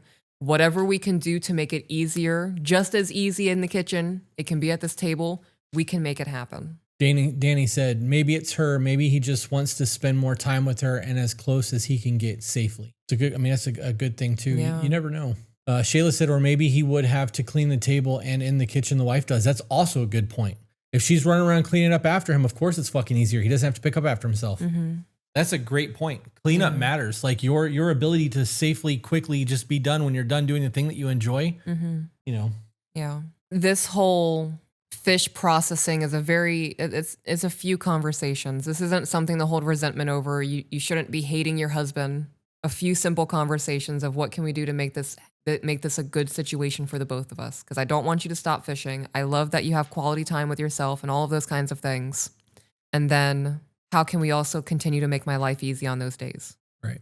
Okay. Jenna said, I would turn it into a bonding thing. I'll get the table set up outside and you can teach me how to gut some fish. Yeah. This really does come down to the way that you guys view your situation. All right. Continuing. He interrupts me constantly. And I'll usually forget what I was saying by the time he finishes with his interjection. I do that to Peaches all the time. Yeah. She does it to me too, though. Like, that's normal life shit.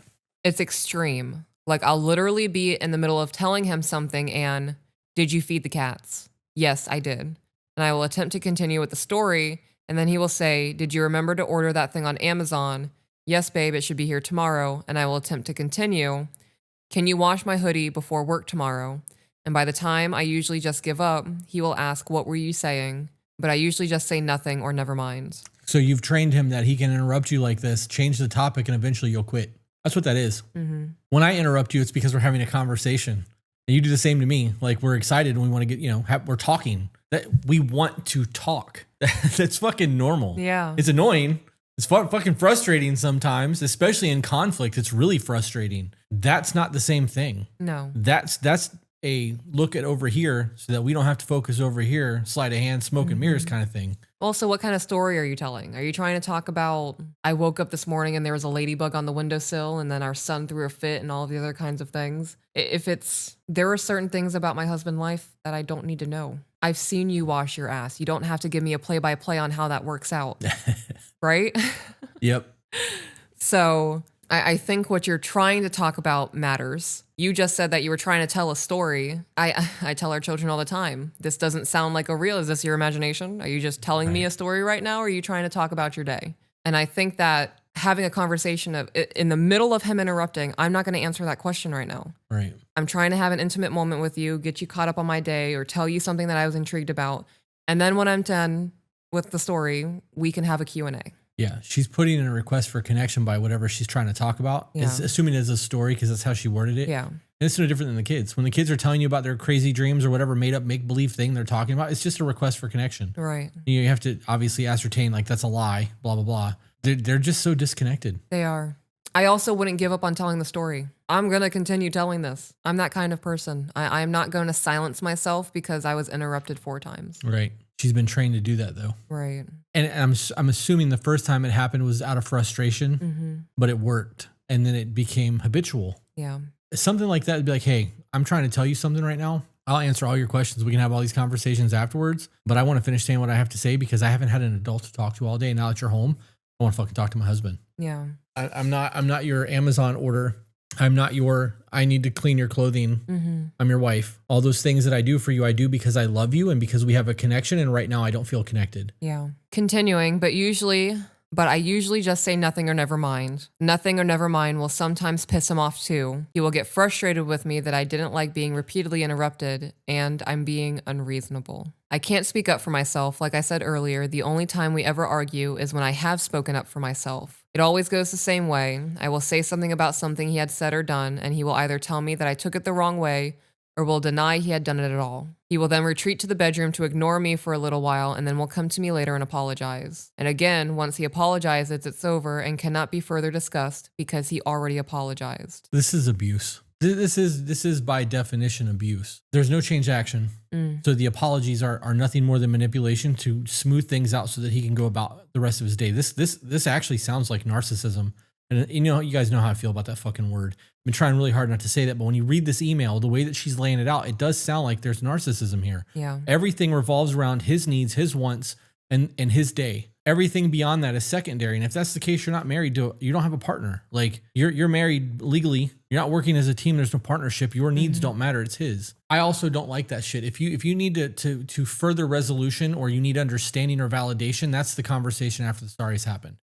We cannot discuss it further because he already apologized. No, we can discuss it further because even though you've apologized, I don't feel validated. I need you to understand why I feel the way. And if you can tell me that, we can move the fuck on. But I need changed action too.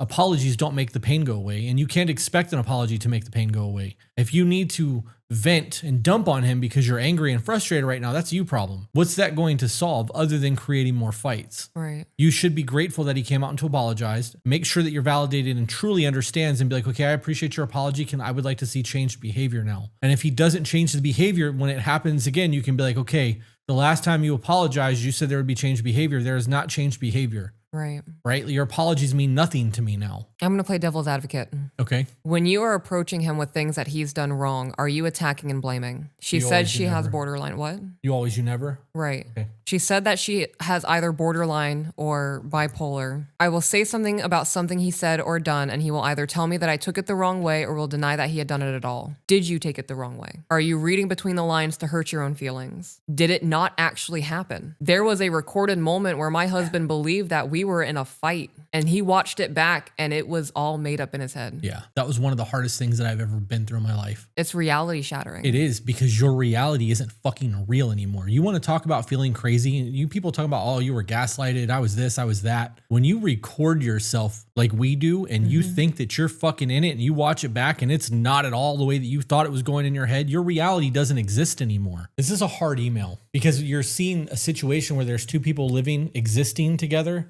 that are both not getting their needs met. Right. And even if he is a narcissist and he's manipulating to do the things that narcissists do, he's still not getting his needs met because he's unhappy. Right. And she's made that very clear about how fucking miserable he is. Continuing. Yeah. Most of the time I don't say anything at all because I would rather just leave it be than have the same argument. What do you mean the same argument? So you guys are just fighting about this. You guys are in gridlock. You're having a perpetual fight about something. Okay. I am a buddy more than a wife. My husband has never been the most romantical person. His love language has always been providing, while mine has always been words of affirmation. So providing is not a love language. Acts of service is. Well, I mean, in the terms of him working and doing what he's doing, that would technically be viewed as an act of service. Right. I don't know why, but I love a good compliment when I have worked hard to complete something, and this is something my husband just doesn't understand. Example, the other morning we were talking while I was making breakfast, and the conversation was going really well. He was actually in a good mood. He was talking about someone on TV being a good woman, and I said, and yes, I was totally fishing for a compliment. Am I a good woman, babe? To which he answered, I guess you're all right.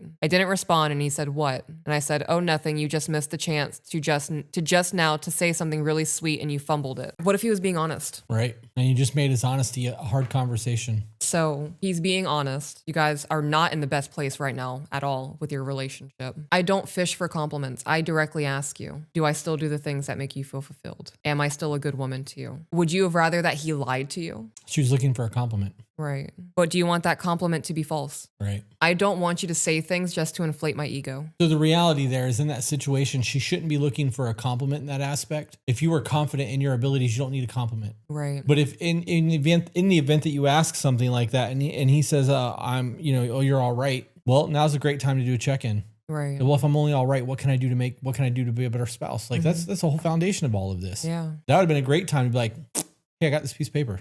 Yeah. He's in your lap for a minute. Yeah. I didn't respond, and he said what? And I said, oh, nothing. You just missed the chance just now to say something really sweet and you fumbled it. My response would have been, what about me just makes me all right? Right. That hurt my feelings a little bit. I was expecting a different response. Why do you feel that way? So this isn't about your guys' relationships. This is literally just about you and your ego being inflated a little bit. I would leave that hurt my feelings a little bit out until after the conversation was done. Yeah. What can I do to make it better? We'll make it so that even though there is hurt, it's not thrown in the face that there is hurt. Yeah. And then after the conversation is had, be like, I'm going to have to process this a little bit because that absolutely hurt my feelings. So I appreciate you being honest with me a little bit, but I'm going to have to lick that wound for a little while. Yeah. Yeah. I wonder what he really wanted to say there. Right. Because that sounds like a very like, oh, I can't believe she just asked me that question. He was in a good mood. He was actually in a good mood, or however she phrased that. And she has described him to be an absolutely miserable ooze of a person. So instead of fishing for a compliment, babe, I can tell you're in a good mood today. That makes me feel good. I'm glad you're having a good day. What can I do to make your day better? All of this feels like desperation. They're miserable.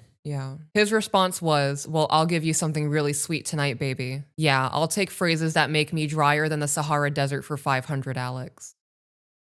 That brings us to sex. When we were having the issues earlier in our marriage, we were having sex maybe once a month. And one thing I changed when we first started working on our marriage was sex. For a while, we were having sex daily, and then it went to every other day, then a few times a week, and now it's about once a week. This is honestly too much for me at the current moment. I don't know if it's the premenopause or just pure exhaustion, but I cannot remember the last time I genuinely wanted to have sex like at all. So one, the pause after the desert for 500, Alex, was palpable from both of us because we were both like, we're just going to keep going. Yeah. Whole lot we could go on about there. But that, I'm willing to bet that even though she thinks that it could be premenopause and all this shit, that if she had somebody that she was genuinely connected to, she wasn't married and got into the dating game and met somebody new, I'm willing to bet the sex would start all over again. And that would go completely out the window. The reality is you guys are disconnected. That's the answer. There's no intimacy and you're disconnected. You guys don't like each other right now. You might be trying to find a way back, but sometimes you don't like your person. This is one of those times where you guys allowed this to get too far apart that your marriage is fucked up. And that's just all there is to that. Yeah. Don't blame your hormones if you're unhappy. You're unhappy. Right. She just said that the sex once a week is too much for her. Yeah, I'm willing to bet it feels like a chore. You're probably doing it out of obligation or because you don't want him to start looking elsewhere because you don't want to shut him down, whatever the case may be. Like, you guys are fucking, like, seriously disconnected. Yeah. And it's not just his fault. No, it's not. It's both of them. Yeah. Continuing. It's always good once we get into it, and I never regret it afterwards. But when I know he wants it, it's just yet another thing I have to do before I go to bed. I get maybe an hour and a half to 2 hours a night after my son goes to bed to actually do something I want to do. And sex just isn't something I want to do, like ever. When we do, it's strictly because he wants it. I have tried to tell him that sex is completely different for women than men. A woman's greatest sexual organ is her brain, and it's really hard to get into the necessary mindset when your partner has been stomping around all night, acting like you're the most annoying being to ever exist. I fucking agree with that. But that's not any different from men to women. That's the thing for everyone. Nobody wants to fucking feel like they're forced to do the deed. Everyone wants to feel appreciated. Right. Wanted and loved. Continuing, I believe he has low testosterone and have asked him multiple times to go and get it checked because all of the things he complains about could be all stemming from low T and he won't. His words are, I ain't no bitch. I don't need that shit. And babe, something is asterisked that I worked with has to go and get injections twice a week and he can't ever stop. They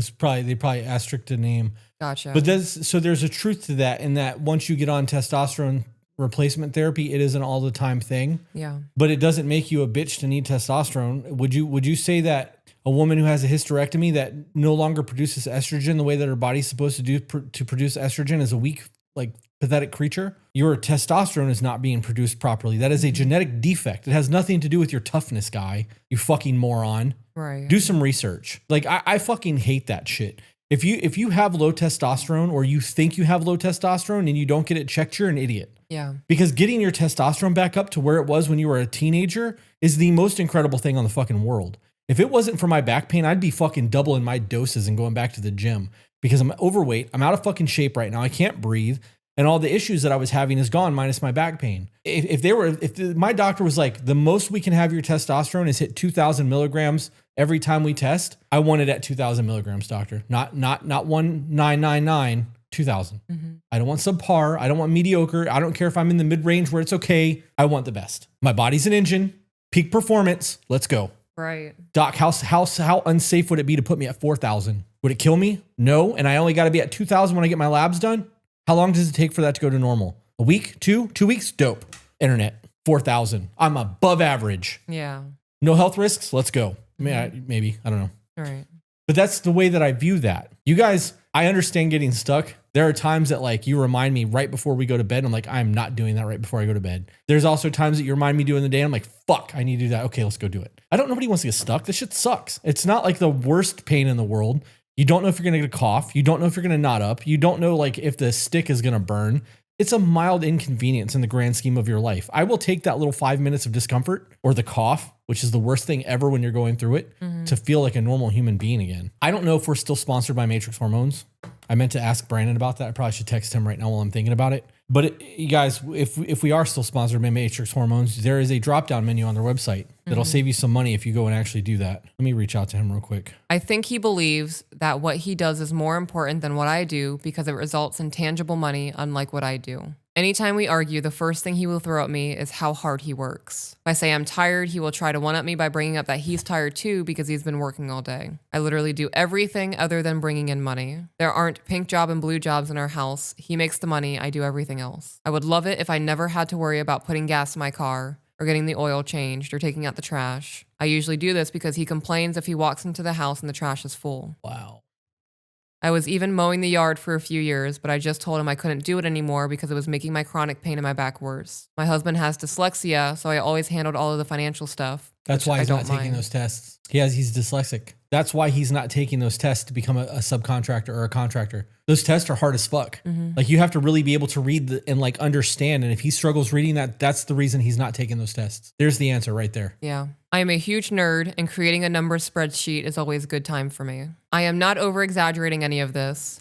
If it doesn't have to do with bringing in a paycheck, I do it. He has had to start bathing our son at night as he has started to hit puberty, and I don't feel it appropriate for me to continue to do it. He gets frustrated about having to do it almost every night, and there are still nights when I do it just to not have to deal with him being pissed off. So you said when you guys had intimacy and you were able to do date nights and all of these other kinds of things, you guys were doing great. You also said in the beginning of the relationship there were issues. So did you get with a really shitty man? Or has there been a catalyst for his behavior to change, like a lack of intimacy between the two of you guys? You can still have intimacy without going on date nights. Yeah. You have an hour and a half to 2 hours every single night between your son going to bed and you going to bed. You guys can do something together at home. Yeah, this is two people stuck in misery. Yeah. And she keeps saying that it's him that's misery. It's him, it's miserable. He's miserable. He's miserable. He's miserable. Well, she is too. She's fucking clearly laid it out. Like, yeah. Somebody in the chat said, my man is 26 and the doctor said, why do I need to get his testosterone checked? And she said, because Chris said so. Yeah. Guys, there's nothing wrong with, if your doctor says I won't do your labs, go to LabCorp, fill it out. $60, $70 or whatever it is to get your labs done. At least at that point, you have a record to show in case your shit ever drops. You should have a right to your fucking health. Your doctor can't tell you no on these things. You can skirt them. There are other ways of getting your labs done. This guy getting upset that he has to bathe his own disabled son needs to get the fuck over it. I agree. This is your life, bro. You decided to lay with this woman. You got married to her. You moved in together after 10 months. Is this not the ideal life? No. If I had an option between the life that I'm living and living this, I'm going to choose my life. Absolutely. Sometimes you're dealt hands that you don't get a choice from. Right. But it doesn't mean that you can't make the best of it. Right. I hate to say suck it up, homie, but you got to fucking suck it up a little bit. Jeff and Angie have a child that is nonverbal, extreme autistic like that, who I think is 10 or 11, 12 years old at this point. Like he's getting up there in age. He is. I would never expect to hear them argue and fight the way that this is happening. Oh no. Because Jeff loves Angie. Yeah. Like he would burn the fucking world down for her. And that's the difference. When you love your person and you're happy, everything changes. Oh. And you know what? I put it that way because even if you don't like the fact that your kid is autistic, the reality is that sucks. Right. And if you're somebody who is like, this is not what I expected being a dad to be like, it doesn't mean that that's not what your fucking life is like now. Right. But if you love your woman and you realize that doing the things that you think sucks ass is going to make your woman happy, you do the fucking thing to make your woman happy. You love the child you brought into the world. Right. Continuing, I talk about him being pissed off or frustrated, and I realize you don't know what that looks like. Well, it's hard to explain. It's just his entire being, his vibe. The only word that comes to mind is misery, just abject misery. He is defeated. He is always a victim to the unfairness of life, wallowing in his self-pity, and he regularly laments his responsibility to me and our children. I quite literally feel like I single-handedly ruined his life, and I feel that way because of things he has said in the past. He stomps around, slams cabinets while muttering under his breath. If someone does something wrong, he wants to make sure we acknowledge our fault in the situation, but when he does something, we are not supposed to say anything. A good example would be me coming home to something broken. If anyone other than him broke it, he is going to tell me immediately. However, if he is at fault, he won't say anything at all. When I finally ask him about it, he will act as if he doesn't know anything about it. This dude's a piece of shit. He really is a piece of shit. My God. This is not a man. This is a child. Yeah. He claims to be stressed out because of work. Surprise. And okay, I want to pause there. That's valid. Work, especially if he's not enjoying it, is a very valid reason to be stressed out. This is one of those things that like, this is a trapped situation. Right. They have this child at 12 years old needs a constant caretaker. So unless they have some sort of insurance or government aid that's going to pay her to be at home full time to allow her to do that, leaving, unfortunately, is not really a fucking option. Right. Like this is one of those true I'm trapped situations. Unless she's got family that's willing to let her live in their house to take care of this child, like this is a hard fucking situation. I don't envy her at all. I don't envy him either. You know what I mean? This is one of those things where I do believe that both of them are fucking unhappy and she's just pointing all the fingers and making herself sound like she's done nothing wrong, when in the reality is if you put a camera in that room, you would see two very different conversations. Yes. So he claims to be stressed out because of work and worrying about me being alone with our son and potentially getting hurt. I believe this to an extent, and the worry would be endearing if he wasn't constantly making me feel like shit.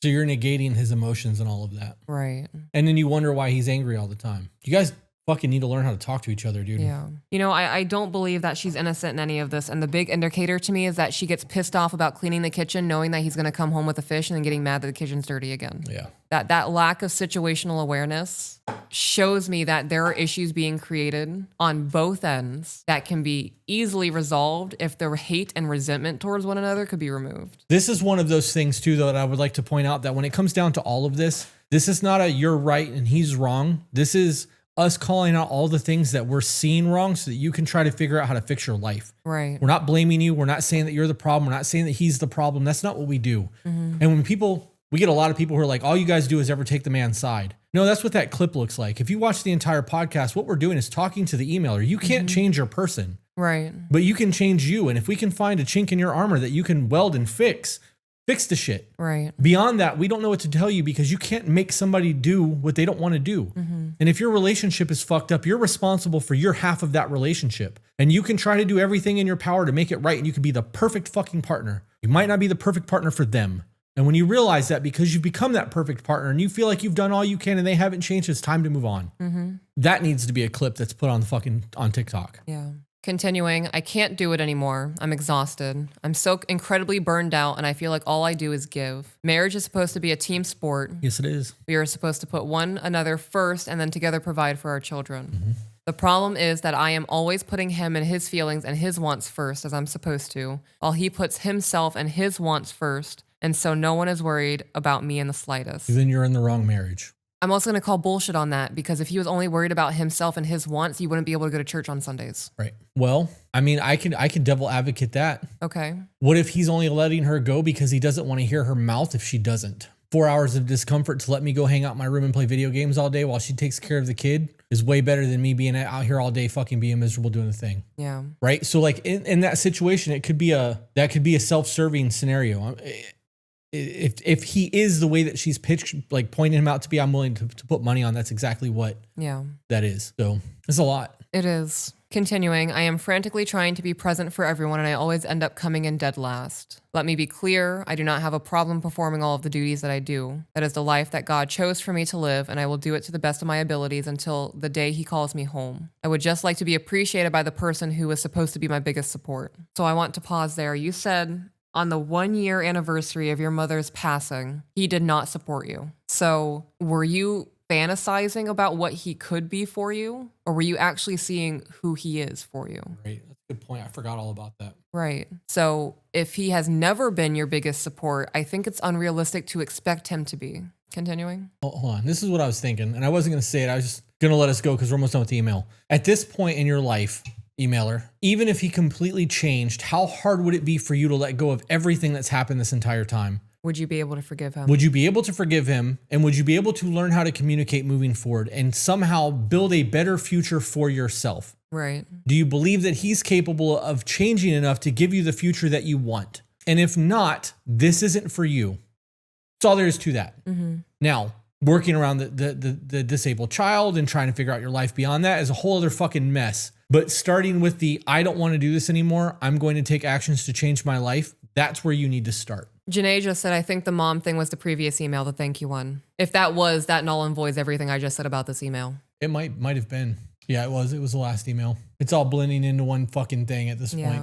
Good call out, Jenny. Love the accountability. Thank you for that. You guys Good are catch. doing the thing while we're doing our thing. I love our community. Me too. We were on 12, right? 11? Would I like it if he would take initiative and start doing some of the jobs that are more suited to the masculine sex? Absolutely. But I'm not going to let that make me bitter. I think you're already bitter. I was going to say that. I was going to say that. This whole email has tasted like 90% cacao with no sugar. Yeah. I'm a strong woman. I have been through and put up with a lot in my lifetime, and I don't plan on giving up anytime soon, especially when it comes to my family. I will never give up on my husband. What worries me is wondering what is going to be left of me when I can finally let go of some of the things I'm currently carrying. What is it that I want? I want my husband to give me the grace I give him. I need him to acknowledge and show appreciation for what I do, even though it doesn't provide financially. And most of all, I want him to allow me to be his peace, but I cannot be the one he unloads all of his pent-up rage and frustration on. Have you said this to him? Because you just typed all this shit out. Does he know where, like, have you guys had these conversations? Right. Because that's a hell of a way to start a fucking check-in.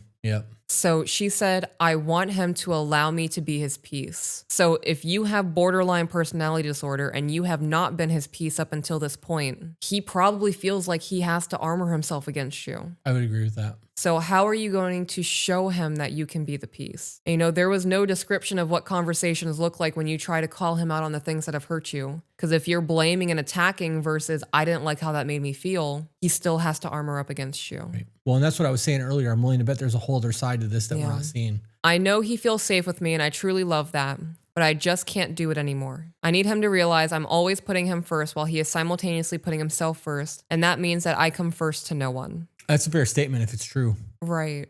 Even, go ahead.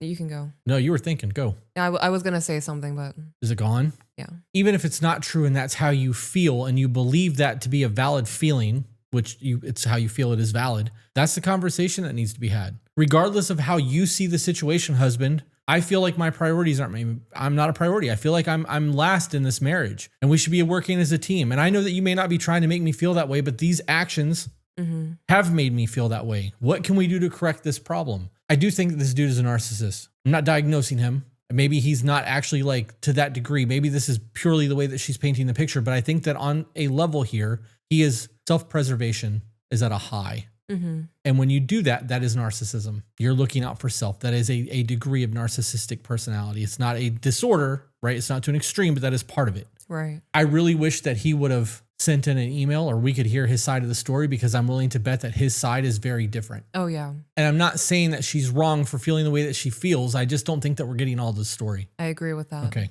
Continuing, I want him to value my mental health as I value his and take it to heart when I tell him that his behavior is toxic to everyone in our home and is slowly destroying the progress I've been able to make within myself. Right. I don't know what to say to him because every scenario I come up with ends the same way. I don't know what to say to him because every scenario I come up with ends the same way in a blowout fight and a meaningless apology that just means the subject cannot be revisited at a later date. I need help. Thank you for taking the time to read the novella I am submitting, and believe it or not, I think this may be the one I actually send. If there is any context missing that you would like clarity on, please reach out. I'm just really holding on by a thread here. I know I don't exactly make my husband sound the best in this email, and that is because I really need the help and can't continue to view things through rose-colored glasses, but my husband is truly an amazing person who has been through a lot in his life. He does not sound like an amazing person. No, not by the way you laid it out. You absolutely made him sound like a fucking monster. Like a piece of shit. Yeah.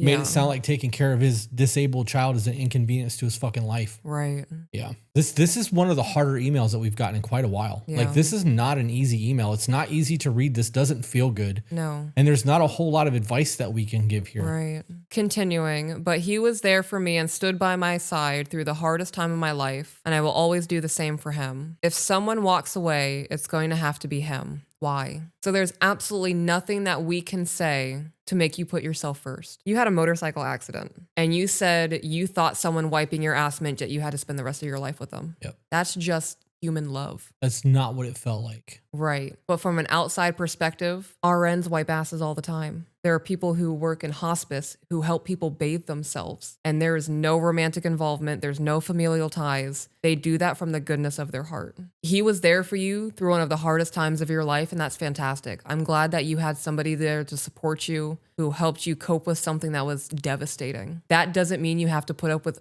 absolutely horrid treatment, and you make it sound like you're just absolutely being abused by this man. He is my soulmate. Your soulmate would not treat you this way. I agree with that. Your soulmate would not make you feel like you are less than, or you're inadequate, or not appreciated. Your soulmate sees you. Right. We have a very different understanding of that than most people ever will because of our experiences with psychedelics. Yeah.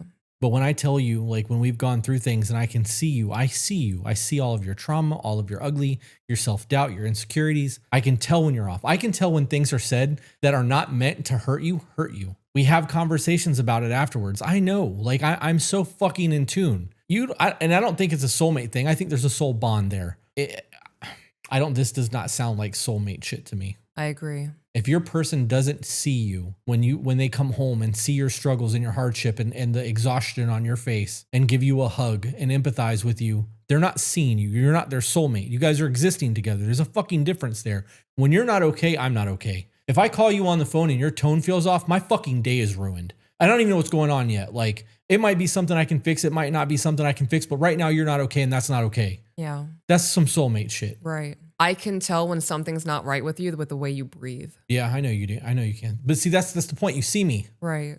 Wish everybody could experience that shit just once. It changes everything. Yeah. Continuing. I just think the hand we've been dealt is especially hard for him. He is torn between being away 50 to 60 hours a week to provide and the fear I know he has every day when he walks out the door. Okay, so I'm going to pause there. You just negated yourself from earlier in your email because you said you don't fully believe that he worries about your safety because of how he treats you and the things that have been said. So you either know that he cares and is worried about you and what's going to happen if your son has a meltdown, or you're in limbo because of the things that he says and the way that he treats you. I don't know. Continuing, we have a crisis coordinator on speed dial for the inevitable day that a meltdown cannot be contained when he becomes so violent that he's going to cause actual harm to someone or himself. So I want to pause there as well. Actual harm has already been done. You said he body slammed you into a coffee table. Talking about the kid, right? Right. The biting. Yeah, there was a whole lot. There was a whole lot listed there. He's broken your skin. Actual harm has already happened. Extreme actual harm, like broken bones or trying to choke you out till you come unconscious, that's extreme harm. Now, if that's what you're referring to, I can see that. But actual harm has already been caused. Continuing, that is the shadow that looms over us every single day. The shadow of having to drive away from a facility and not having our baby boy with us. We need to be stronger as a couple if we are going to be able to survive that. We're going to have each other. If it were to happen tomorrow, I fear we wouldn't make it at all. He would eventually begin to blame and resent me. Do you believe that? I don't think that's true. Based off I don't know. She painted him out to be a real piece of shit. Right. I'm willing to bet from his standard, if they didn't have to take care of the 12-year-old autistic kid, his life would improve. Yeah. And that's a hard thing to say, but that's the picture she painted. I'm willing to bet she'd have a much harder time with it than he does. I agree with that. And I'm not saying that he doesn't love his kid, but dealing with a child that's that extreme and loving them is not the same thing. You can love them while they're in a fucking home for people that can actually deal with that better than she can. Right. Where they have men who can fucking stop him from being violent and beating up his mother who's fucking got a bad back and can't walk properly, right? Like, yeah. That the fear of going to work and not having to worry about coming home to a woman who has had her head banged off the coffee table, laying on the floor bleeding to death, that alone would be enough peace of mind to consider putting that kid in a home for me. Right. Real shit. Like the moment that he put his hands on you, knowing that he's autistic and I'm not there to do anything about it, that would be the very first conversation. Yeah. He's now violent. There's nothing that I can do to help you because I'm not here and we don't have the tools to deal with this. We need to find a professional. Yeah, I agree with that. It's not an easy decision to make. It's a devastating one. It's heartbreaking. That's not the route anybody would logically want to go through. Not logically, emotionally. Yep. You know, I think people are so afraid of having these conversations because of the way it's going to be perceived. Right now, there's a whole lot of maybe he'd resent me or maybe I wouldn't be able to live with this, because they're not being honest with themselves. You know how many times I've looked at you and said some shit I don't want to say? It happens all the fucking time. And afterwards, I'm like, I really don't want to have this conversation. There's been times I've actually said that to you, but you need to know, and I'm working through it. Sorry if you think less of me, right? Like, there's nothing I can say or do about that. You and I are in it to win it, which means you have to experience my ugly when I'm experiencing my ugly, so you know where the fuck I'm at. Continuing, he would eventually begin to blame and resent me. I wouldn't be able to handle that and my son being away. I will break, and I've worked too hard to break. I need him to do the work just like I did. He was enough to make me want to change, and I want to be enough to make him want to change. Do you hear how crazy that sounds after everything was just laid out? Right. Where was he enough to make you want to change in all of this? Maybe during COVID. She said, if it were to happen tomorrow, I fear we wouldn't make it. He would eventually begin to blame me and resent me, and I wouldn't be able to handle that and my son being away. Would you be able to handle your son being away without the resentment that comes from your husband? Because you two need to have a conversation. If you are both afraid of your child's son, or the child in this that's 12 years old and severely autistic and violent, and you are physically incapable, you have back injuries that prevent you from moving properly, and the kid has already fucked you up, this is a nerve damage. This is a very real fucking conversation that needs to be had. Yes. This is a lot. I would have really liked to have heard his side of the story, because I believe there's so much that's left out of this. I agree. With her being as bogged down as she is, I don't believe that every conversation you initiate is polite and not blaming and non-attacking and all of these other kinds of things. Well, yeah. I mean, just stating that she has borderline would make me believe that. Right. I don't believe everything that you do helps him feel appreciated and like he matters and that he's seen. So I definitely think that there is a lot left out. You have changed, but that doesn't mean that you're done. Every day is a new opportunity to do something better. There were things that I did yesterday that I can do better today. Absolutely. And there are going to be things done today that I can do better tomorrow. I am never 100% done going through my metamorphosis. I am not perfection, and neither is this emailer. I also want to touch on the borderline thing real quick. When you have high levels of stress, poor diet, emotional insecurity or emotional lack of emotional safety, and you are emotionally high, your borderline is through the fucking roof. Every red fucking alarm in your brain is going off, and you're just going with the flow of all of the chaos because you can't regulate at that point. So all of that, if that's the case, while all of this is happening, is making all of that shit worse. Right. Yeah. I don't have anything. We've been going, this is the longest, we're 2.5 hours in. This is the longest podcast we've recorded in probably a year. Yeah. I think we should wrap up, call it a day, because it's time to go and get the kids. Soon, yeah. I would like to run home and drop the van off and drop me off to pick up our van so we could quickly wrap up and go. But I do want to get this episode out earlier. So I think I'm going to message Zach if he's not in the chat and ask him to edit this sooner, or put it at a priority, and we'll get it aired before 29. So even though we started this episode at 29, just know that we're moving some shit around now. Maybe we'll just release it as a bonus episode to not fuck up our queue, but we'll figure that out. You have anything you want to add on any of this? No. I feel really bad for this whole situation. Me too. Both the mom and the dad in this are... Everybody involved. Yeah. This is terrible. I couldn't imagine being either of them. I feel like I really can't even give sound advice because there was so much left out of this email. She really did paint him as the bad guy in this. He's a monster. Right. And I don't believe that to be the case. Well, she said that she changed for him. It can't be the case. You're right. There's so much shit missing. Right. You ready to go? I am, clearly. Okay. Hey guys, we have couples retreats. As I knock my little sign over. Yep. We thought we were clever by putting these in the shot so that we don't have to talk about it. And they've become more of a nuisance than a benefit. Because I knock them over all the time. Constantly. Fucking constantly. Let's go. Okay. Guys, remember you are the author of your own life. So grab a pen. And we will see you on the next one. Bye, guys.